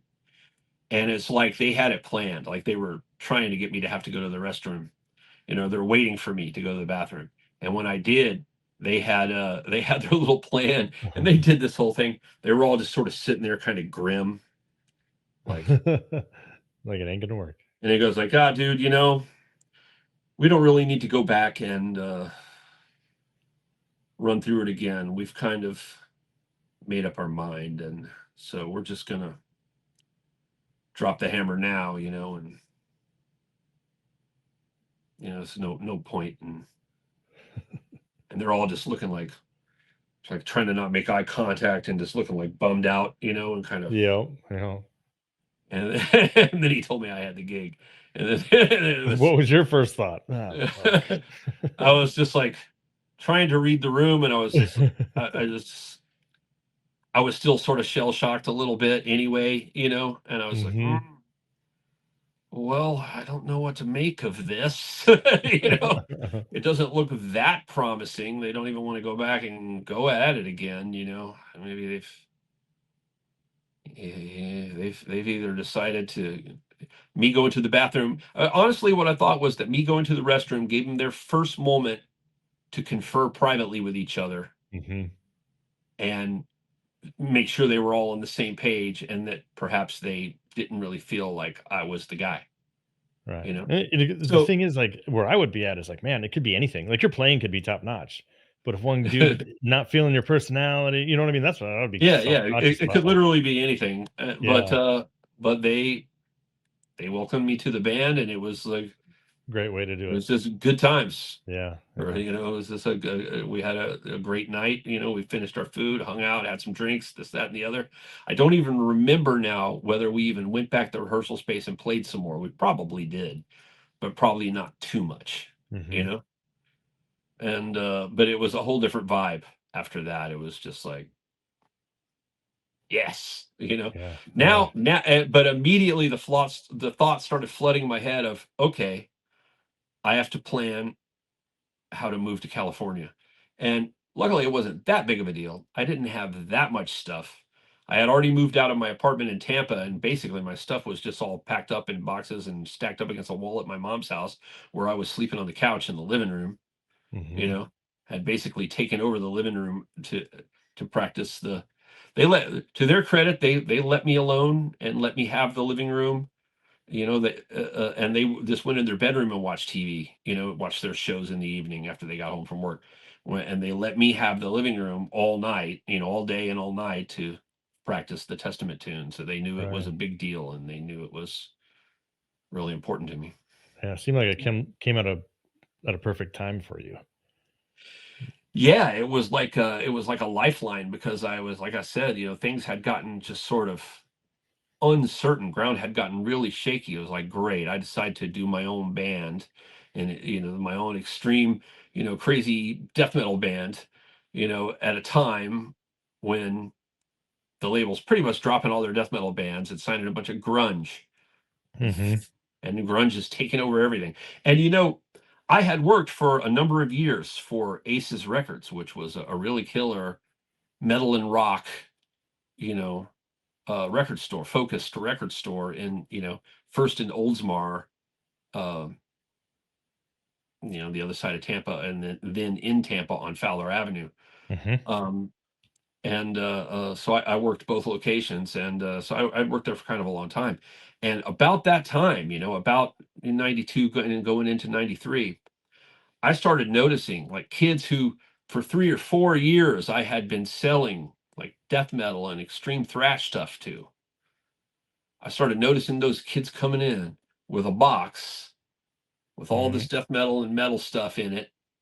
And all of a sudden, these kids that were previously wearing like leathers and battle jackets, with all their patches, and, instead they were showing up they were now wearing flannel shirts and Doc Martens. And they were trading it in, and they were wanting to get the new Soundgarden and the Grunt truck and Yeah. you know, whatever, you know, everything else. And, you know, I understand, you know, I always liked some of that music, you know, I'm not a grunge hater, you know, Right. I, Yep.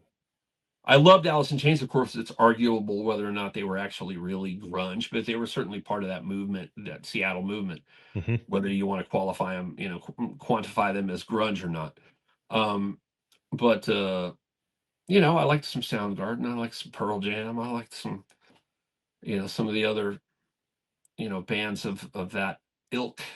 But, you know, it wasn't really my thing, you know. Hmm. I'm right with you. And but when you top off everything else that was going on, with seeing so many of my regulars coming in and selling off their metal and getting grunge and independence, you know, like, you know, I don't even know what to call it. Grunge is the only word I can really think of. You know, alternative, Yeah. Yeah. you Yep. know, perhaps is another thing. And, you know, getting into that whole thing, you know, and it was just like, wow, you're a trendy little fucker, aren't you? Yeah. But you know, it just was what it was. And so I was navigating all of that and trying to take in that whole, you know, landscape of what was happening. And to have all of a sudden this line thrown out to me from, you know, what arguably could have, you know, could have been the fifth band in a big five, Oh, you know, 100%. I you know, couldn't agree more. if it had been ever known as the big five, it probably, you know, chances are it would have been Testament, you know. Probably if they did that, they'd have to make it the big six and throw Exodus in there too. Mhm. Mhm. Well, I think at But that time anyway, I think Testament was probably, well, they were, yeah, I would say they were at least in 5th, and, you know, Exodus had their low moment, and I would say that was probably right in that era, but, you yeah, know. Force of Habit, I think was their low. Mhm. Mhm. But but yeah, so it was an incredible feeling. It was very much a lifeline. So, um, the next obviously chapter was, a rough one, the beginning of a rough one for you, and I would say probably the beginning of an overall life change, but in talking about your medical, um, problems that started to arise, the for what you had going on, I would assume there was a spell of time where you just had no fucking clue what was going on, that just something was just wrong. Yeah, yeah. I think it got to a point where I was so far gone that I didn't even know anything was wrong. I didn't even know why things were happening. I just thought people were being mean to me. Mhm. You know, and as much as that may sound like a childish sentiment to verbalize, it's because had reverted to a very childlike state at that time. Hmm. The tumor that was growing on my pituitary gland grew so big, like the size of 3 golf balls, that it was putting so much Wow. pressure on my brain that I was forgetting everything and I was reverting to a childlike state.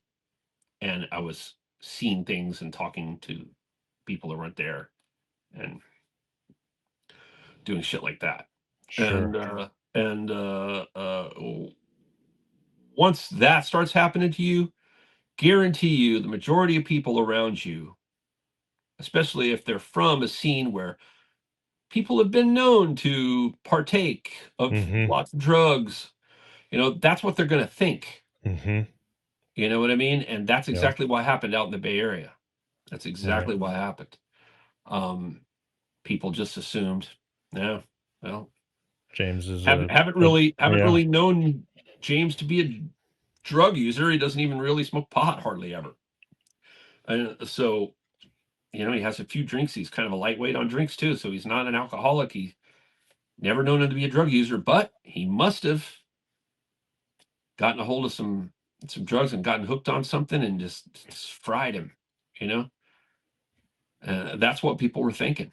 that I was just shot out on Sure. whatever, was going down at the time. Ice, crystal, rock. Well, I don't know what the hell they thought I was doing. Crank. So then what was the moment where, I mean, was it someone outside of you or was it yourself where you just said something's Well, wrong? I gotta. initially, I started losing everything. People, I lost my apartment. People stole from me. I'd sold a bunch of stuff initially just to try to stay afloat. And then when I couldn't stay afloat and it was down to the things that I was unwilling to get rid of, those things mostly got stolen from me. A big chunk of stuff did get stored by the guy who ran Testament's rehearsal place, Mhm. Soundwave Studio, Big Al Lucchese. He stored some of my stuff. He allowed me to store some of my stuff in one of his rooms, and he kept it, and he didn't charge me any storage fees. And once I was reestablished back in Florida and he knew what was wrong and that I had come through the surgery, he contacted me and arranged to ship it all out to me. I had to Wow. pay the shipping when they got there. It was only about $900 because it came on a big 18-wheeler. And so I got some of my stuff back. But like my records and some incidental like that, I didn't, like, none of my guitars, nothing like that ever came back to me. A set of monitors, a bunch of cables, things like that, came back, but not very much. Uh, I had so much stolen, and I was ended up basically being homeless. And man, who even knows how I survived? Right. Who even knows? I did some couch surfing. I did some of that.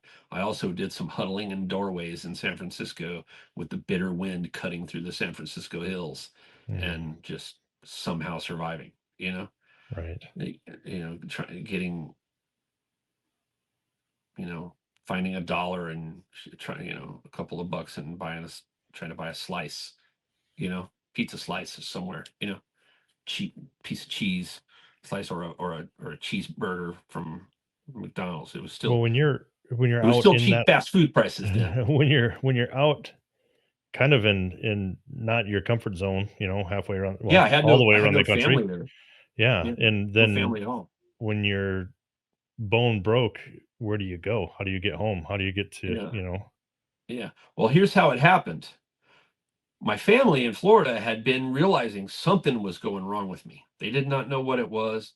My stepdad, to his credit, like apparently brought up some idea of just like renting a Ryder truck or flying out there, renting a Ryder truck, loading up me and all my stuff, all my guitars and all my gear, and driving me back to Florida and figuring out what was wrong with me. mhm. They never executed that plan, but he at least thought of it. But because of the talk going around between the family, but no one was taking any action. And my sister, who's 3 years younger than me, my sister decided to take action. And she said, like, he's wandering around apparently homeless in San Francisco Bay Area. This is not good. Mm, And uh, she somehow they got a message to me that there was going to be a bus ticket waiting for me. Apparently, she bought a handful of different bus tickets for me at different times to try to get me on a Greyhound to come home. Finally, eventually, I got on one of them. And I arrived in Lakeland, Florida. My mother picked me up. I had nothing but the stinky, rotting clothes I was wearing, like a pair of sweatpants and an old, almost fallen apart pair of Chuck Taylors and some band shirt or other. And I had a garbage bag with a few other bits of stinky clothes in it. And that's really it. That's all I had. man, And heart-wrenching. yeah, Wow. and the really kicker is, you might think, oh, you were back in the arms of family. Everything was good from then on. Not so. Um, my father pretty much convinced everybody in my family that I was burnt out on drugs. There was Mm, nothing really that could be done for me except maybe get me in like an indigent care program with county health and maybe get me some of this Section 6 or whatever it is, apartment for, crappy cheap apartment in a bad neighborhood for indigents basically and mhm. get me on some kind of like disability or get me a job flipping burgers at McDonald's. Right. And try to get the county to just treat me free. Definitely he didn't want to spend any of his money. I love my dad, but it was really wrong what was done to me when I first got back. He's made up for it since then in many ways, but we have a good relationship now. But it was rough then. He didn't know what was wrong with me, and because he had been, when he was in the military, he was in the military police. He was a military police investigator. So he thought he knew. He thought he could tell the signs that I was definitely burnt out, fried on drugs. Over the course of 5 months, while I continued to couch surf and or just be homeless on the street in Florida, where all my family was, he drug tested me 5 separate times, once a month for 5 months. And I was clean every single time. I mean, he would just continue to tell the family, no, it's drugs. He can't afford them anymore. He's indigent. He can't afford them anymore. So he's just fried on the drugs. And of course, that absolutely was not the case. It was a giant tumor in my head, a pituitary tumor, mind you. And at one point, I was homeless. I went and tried to knock on a friend's door. Bitter cold wind outside. Even in Florida during winter, it gets bitter cold. And there was bitter cold wind outside. And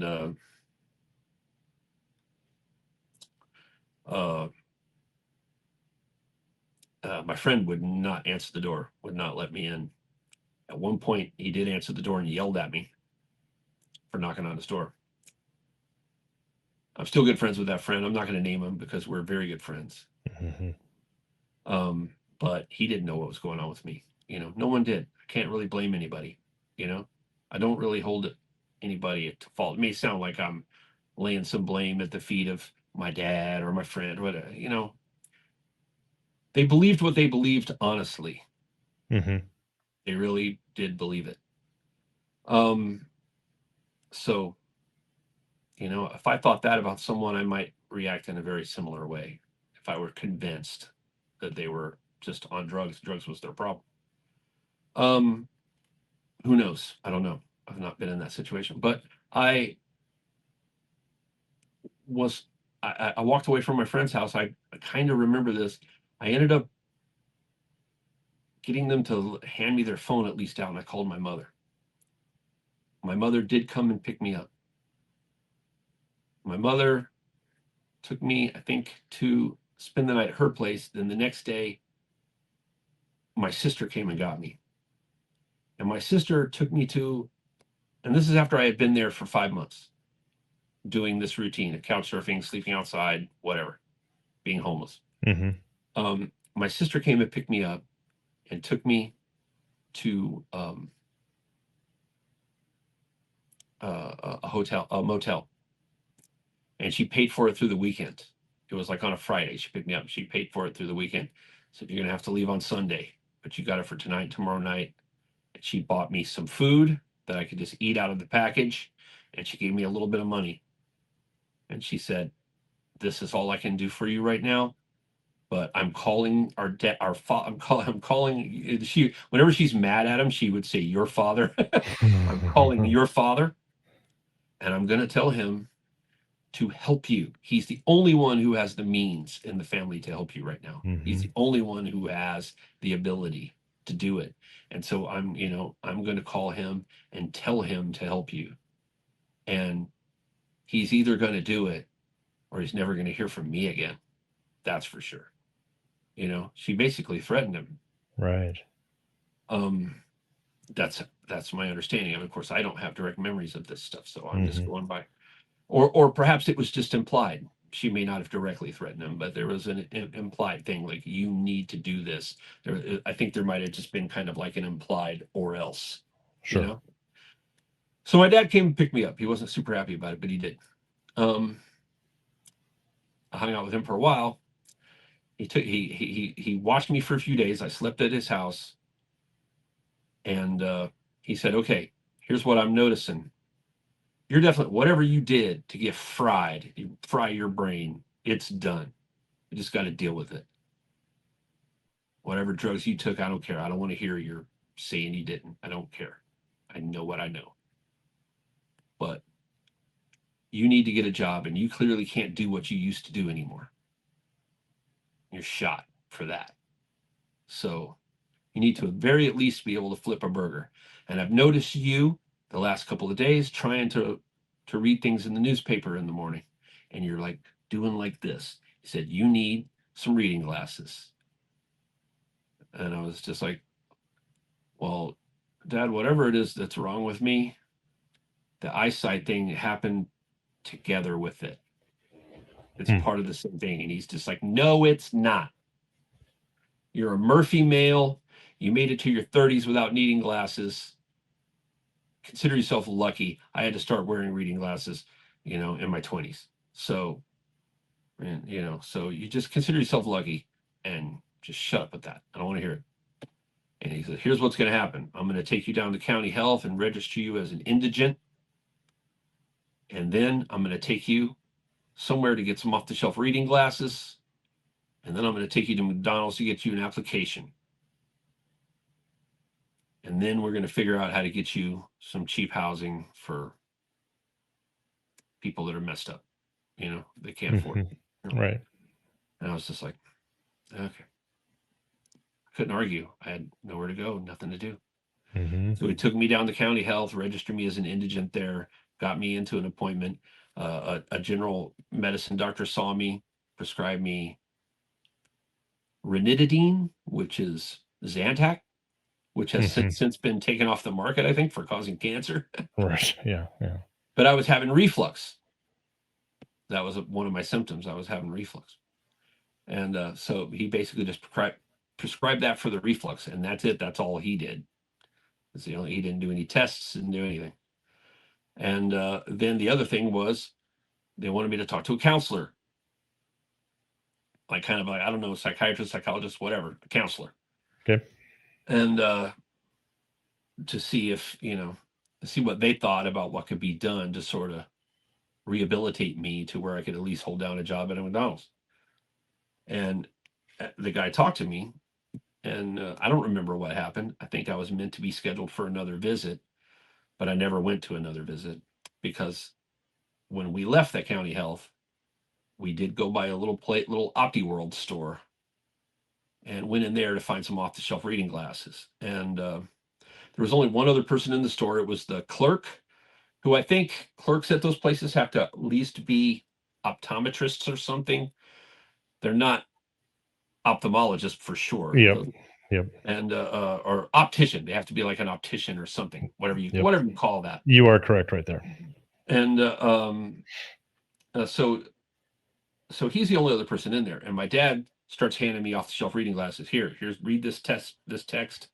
He started handing me reading glasses, and I would kind of say, try to tell him which one was better. And finally, after 4 or 5 of them, I just said, Dad, I could tell he was getting impatient with me. Like he thought I was malingering, And I remember, and memory is very spotty for me during this time. So it's a testament now of how heavy of a day it was that I actually remember it. Was he had me try to read this text, and I remember I told him, look, Dad, sure, some of these make the text bigger and easier to read a bit, but I could read it, the parts of my eye that can see that can see where it's made it bigger, I could read it through that part. I just have to get my eye just right. So the parts that I'm not able to see through, it's like there's Vaseline smeared right on my eye. So nothing you put after that is going to help. The best prescription in the world isn't going to help you see through a dollop of Vaseline on your eye. That's going to be hazy and screwed up. And I said, that's what, and this optician guy heard me saying that. And he came over and he said, I couldn't help but overhear you. The only people in the store, a small store, wasn't trying to be nosy, but I want to give you a free eye test. And, free is the key word from my dad. So he was like, yeah, let's do it. And Right. I think he also sort of felt like he was going to be vindicated.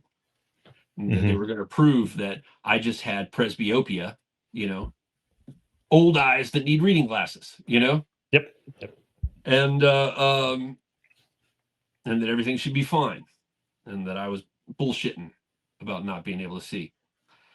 So the guy does that thing where he takes that cone light thing and looks at the back of your eye, they call it, He did that for probably about 30 seconds, and he just stopped and looked at us and said, I got some bad news.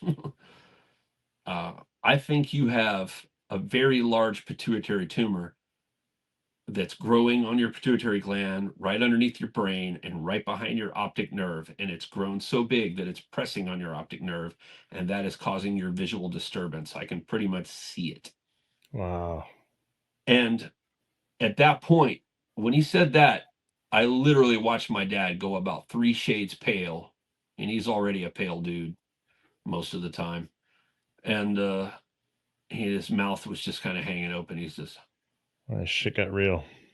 and the guy, and I said, well, what do we do from there, from this? And he goes, I'm gonna refer you to an ophthalmologist. The ophthalmologist is going to refer you to a neurosurgeon, and you're going to have surgery to remove this tumor. And I was just like, whoa. And my dad just was pale. He was absolutely gobsmacked, and come to find out later on that the reason why he was so shocked is because just 3 months earlier, 2 months after I got back from California and started being homeless and doing the couch surfing routine, he had been diagnosed with a pituitary tumor. No way. But because he had really good health insurance, his was found when it was the size of a pea. And so he never suffered the visual disturbance. He never suffered the memory loss or any of that. He never suffered any of the other symptoms I had. And he was able to not have to have surgery, but just take a medication that shrinks that type of tumor. Yeah. And I ended up taking that medication too. My dad would take one like every few days, or one a day, something like that, or a half one a day, something like that. My wife had the same thing. She caught it early too. So she was, They probably put her, depending on what her insurance was like, they either put her on bromocriptine, which I forget the brand name of. Yeah, I can't remember. It was prior to our first. Or they put her on Dostinex, which the generic of that is cabergoline. That's it. Cabergoline, yeah. Yep. Well, so she couldn't, like, that was right before we were trying to conceive our first at the time, and nothing was working. Like, nothing was working for her, And I remember that even that shit was expensive and crazy, but yeah, cabergoline was crazy expensive for a really long time because it hadn't gotten out of that, that early stage when they can charge out the yang for it, and no one can make a generic or whatever. She was lucky and caught it early, so yeah. Well, my dad's got caught early, but he knew it was potentially genetic, that he might have got it from his father, and so therefore he could have given it to me. Didn't say boo to me about it. He had been told that had it grown big, it could have, put pressure on his brain and damaged his optic nerves. He knew all of this, but he just had to take one little pill a day. Bromocriptine, which is way harsher, but it's more affordable. It was more affordable. They had the generic, which was bromocriptine, but I had to take 5 of those a day, and those things had harsh effects. So I was whacked out for a long time, just taking 5 of these stupid pills a day, and it would literally whack me out. I had no energy. I couldn't do anything.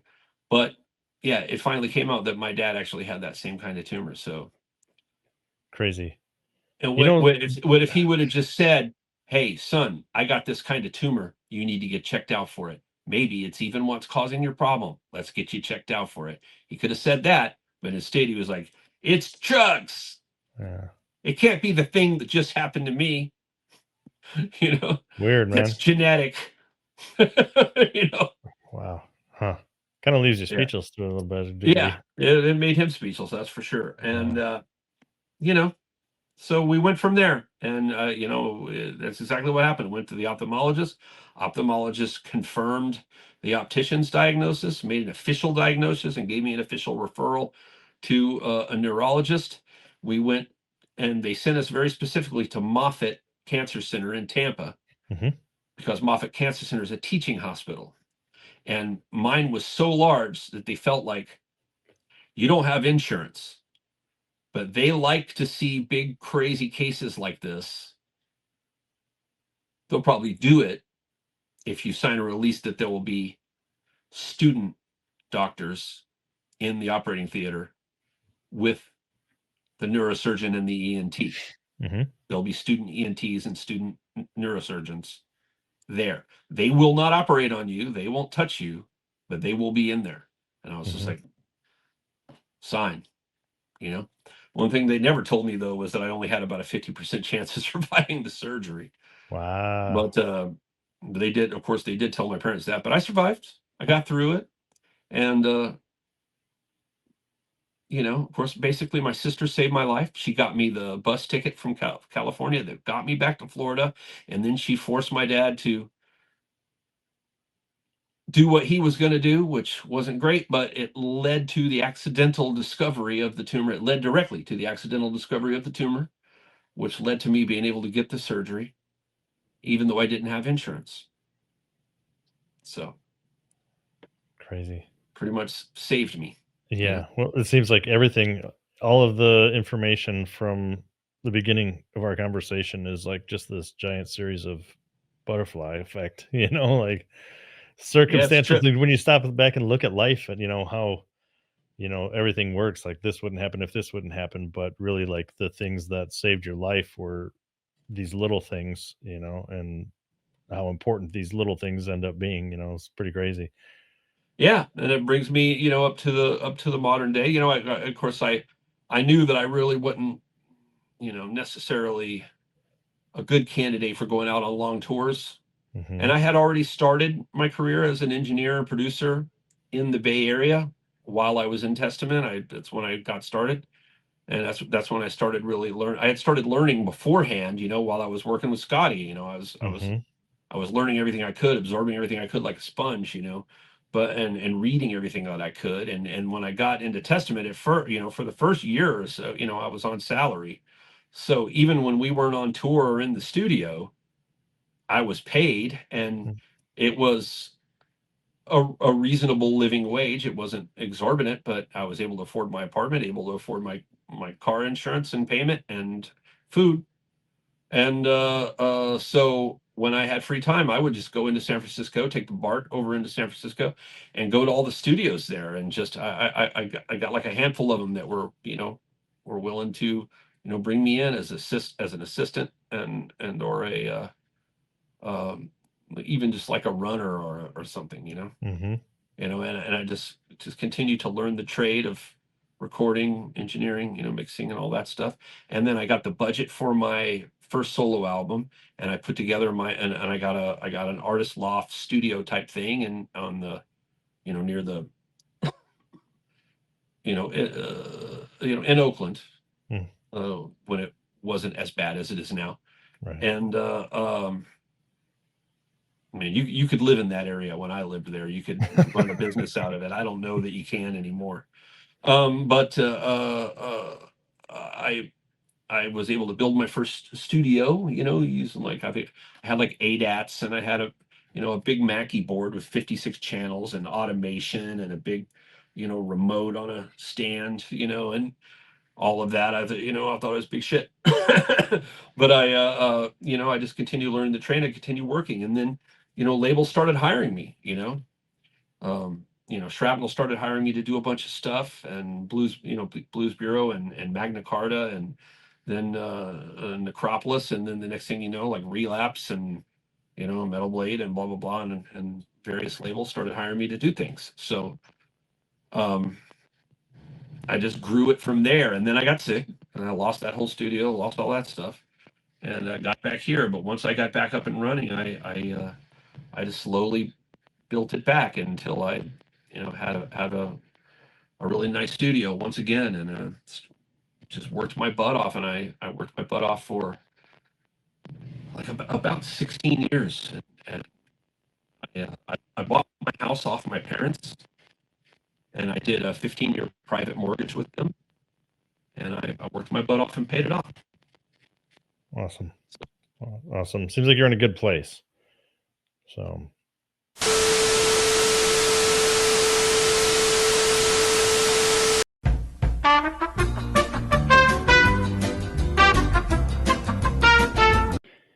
Yeah, I'm sorry. That was 100% my fault. Why is that? My battery died. Oh, it was like you were all good, and then you just went. Yeah, I'm sorry. I forgot where we were at even. No, basically, we'll just kind of grab in here, but so through basically your recovery and getting back in, getting running, your own studio, you had just kind of lost your studio, now rebuilding, and you were talking about getting the home from your parents and paying off your mortgage, on and whatnot. It put me in a pretty good spot to be able to, when COVID hit. That's right when I paid it off is when that hit, and so it put me in a, I knew work was going to take a dip already, and I had met my now wife. She was my girlfriend at the time, and a fiance actually, and she had moved in, and so I was just, well, this is going to afford me an opportunity just to be able to spend more time with her and do more things I really want, and to play guitar more. So I started playing guitar more through COVID, and I just found myself really enjoying that, and I started getting asked to do, you know, some session guitar work and things of that nature, and some reamping and stuff like that, and that's all, fun stuff for me to do, and not having to work quite as hard as I did. I was, busting my ass on other people's music, which is fun, but when it's a grind, anything that is a grind, you're going to get tired of it. And I Right. grinded at it for 15 years, Mm-hmm. and so when it opened up, and when things started going south on the with COVID, but oddly my situation improved because I had free time. But free time was forced on me, really. Mm-hmm. But I realized, I don't have to make that same nut every month. I can do more things that I want to do, and Right. that was really, playing guitar was a big one. Right. Playing more guitar, and so anything that has me playing more, learning more stuff, getting better at my instrument, and just improving in general, musically, and getting closer to putting more of my own music out. That's what I want to be spending my time doing right now.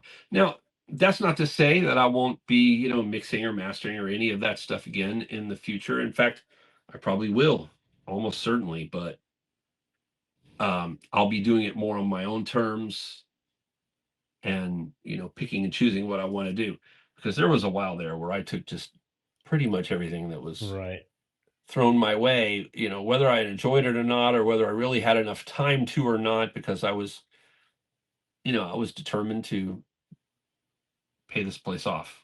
It's that step into real, adulthood happiness, I suppose. When you get to that point where you can pick and choose what you want to take on for work. You can control your workload, and you can control your Yeah. environment, and how much happier it makes you in the end, that you don't have to do everything.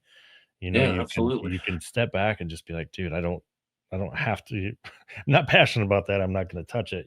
So that's a great position for you to be in. It's good to see you there. And even in the time that we've known each other, I can tell in speaking with you, the happiness that's there, and watching, your life change through, getting married, and finding peace and comfort in where you're supposed to be.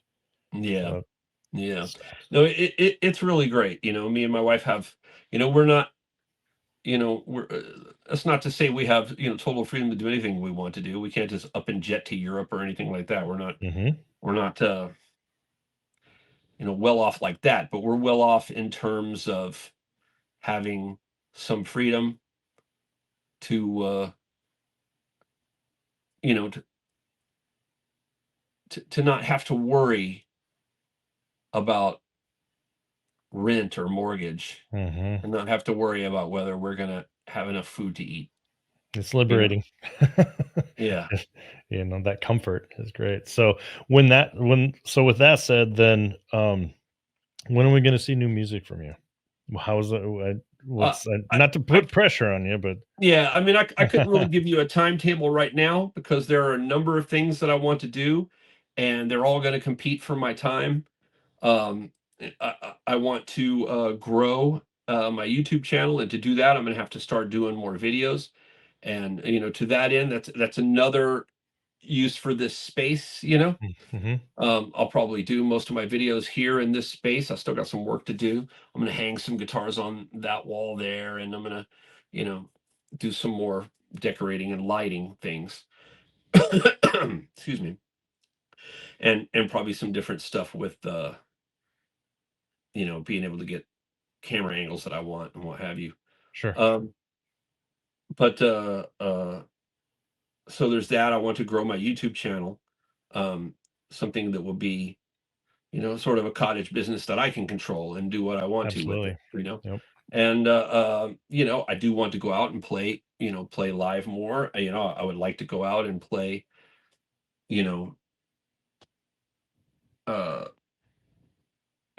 I'd love to, if and when the other guys are ready to do it, I'd love to go out and do the spiritual thing again.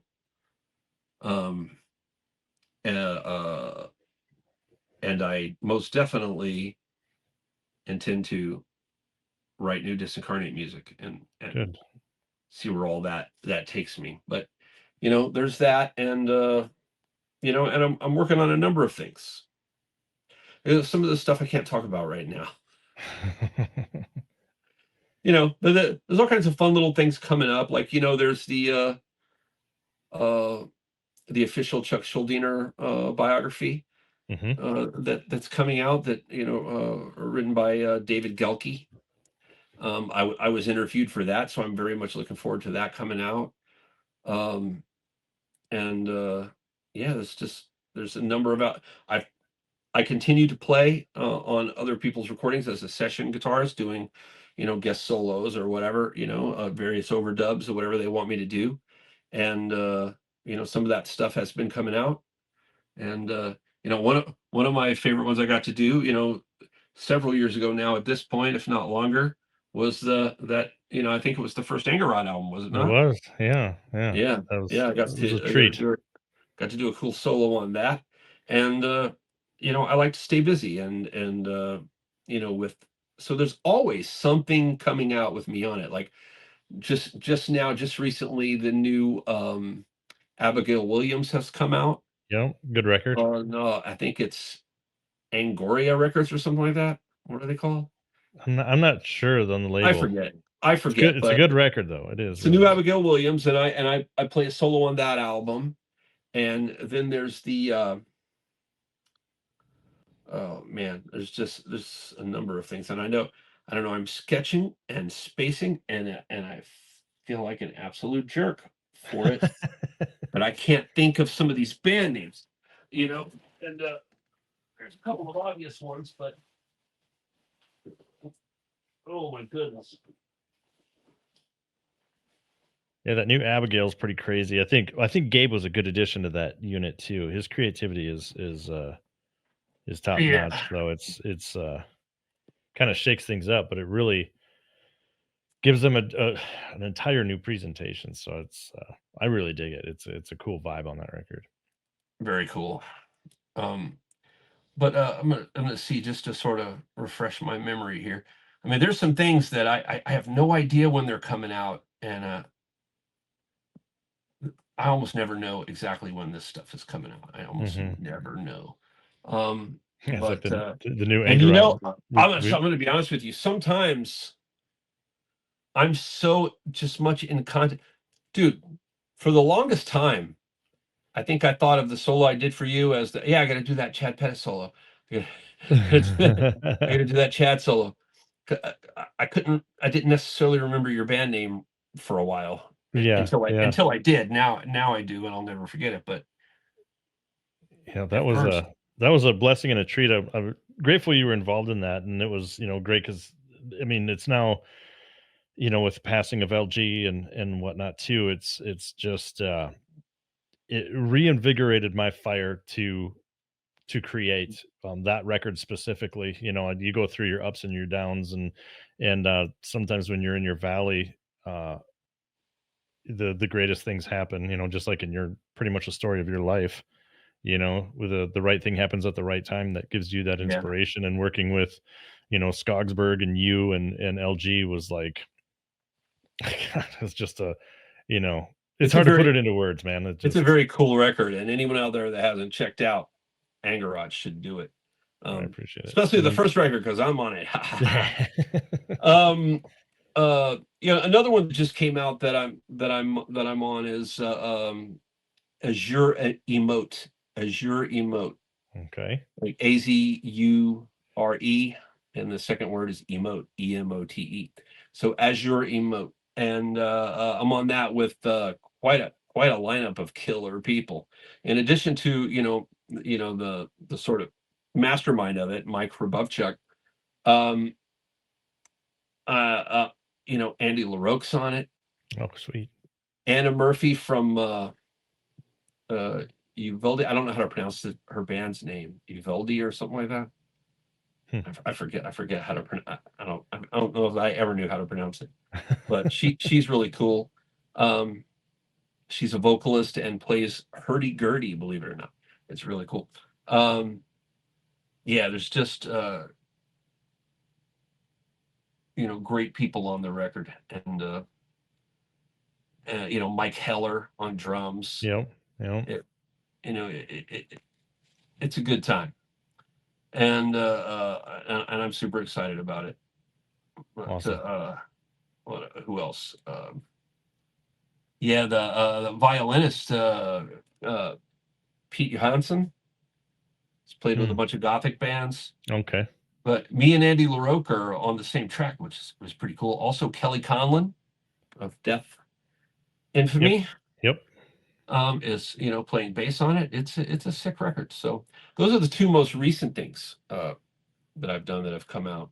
So there's almost always some kind of record coming out, right, that I play something on. Sometimes it's one solo, sometimes it's two or three. So well, it's good. I mean, that you're in demand, and I mean it's well earned. Obviously, you've got a. I really enjoy doing it, and it's just a fun thing. I always found it fun when I was a younger kid, and would buy a record and like, oh, they got so and so from such and such doing a guest solo. That's amazing. That's exactly where I'm at, and that's why we did it. We've done it on every single record, and cool. Because exactly what you just said, I loved that crap when you'd pick it up and you're like, oh, these guys are friends with these dudes, and these guys are good.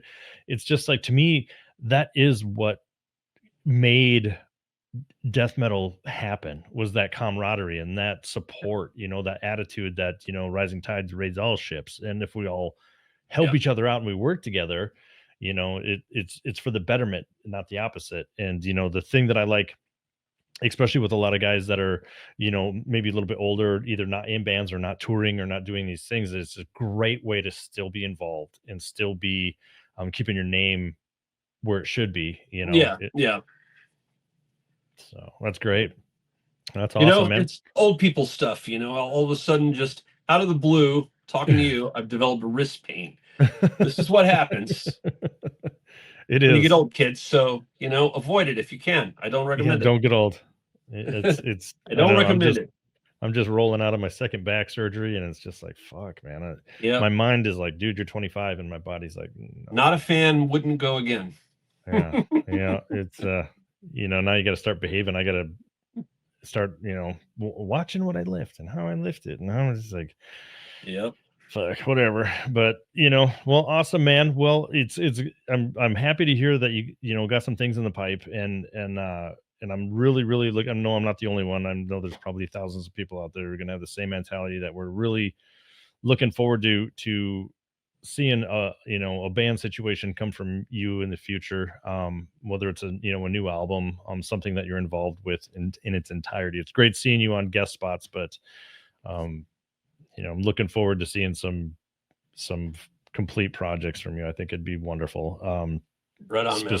So good luck with all of that. And man, I can't thank you enough for taking the time and sitting down with me and sharing the personal side of your life, the ups and the downs, because it's easy to talk about the ups, but sometimes the downs are what people need to hear. Yeah, they're bad memories, and I always feel a little bit guilty recounting some of it, because it paints some people in my life in a bad light. But like, people might think I'm really down on my dad because of but I just told the story the way it happened. I love my dad, and I get along great with my dad, and well, things happen the way they happen, and I can't really hold it against him. He's wired the way he's wired. He was raised the way he was raised, and the only thing he could think was that it was drugs, because that was his experience.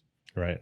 Well, life's not easy, and and I'm sure he probably thinks about it all the time too. Like, wow, I probably shoulda, coulda, woulda, whatever. But you guys ended up in a good spot no matter what. I mean, relationship's good. Yeah. Well, like I said, life takes hills and valleys. You go through a lot of hills and valleys in life, and if you don't, it's like, have you even really lived? Have you learned anything? That's, I think, exactly the big thing. I'd say, like, with your stuff, your willingness to walk around with your eyes open and learn from all of that stuff is why you are where you are.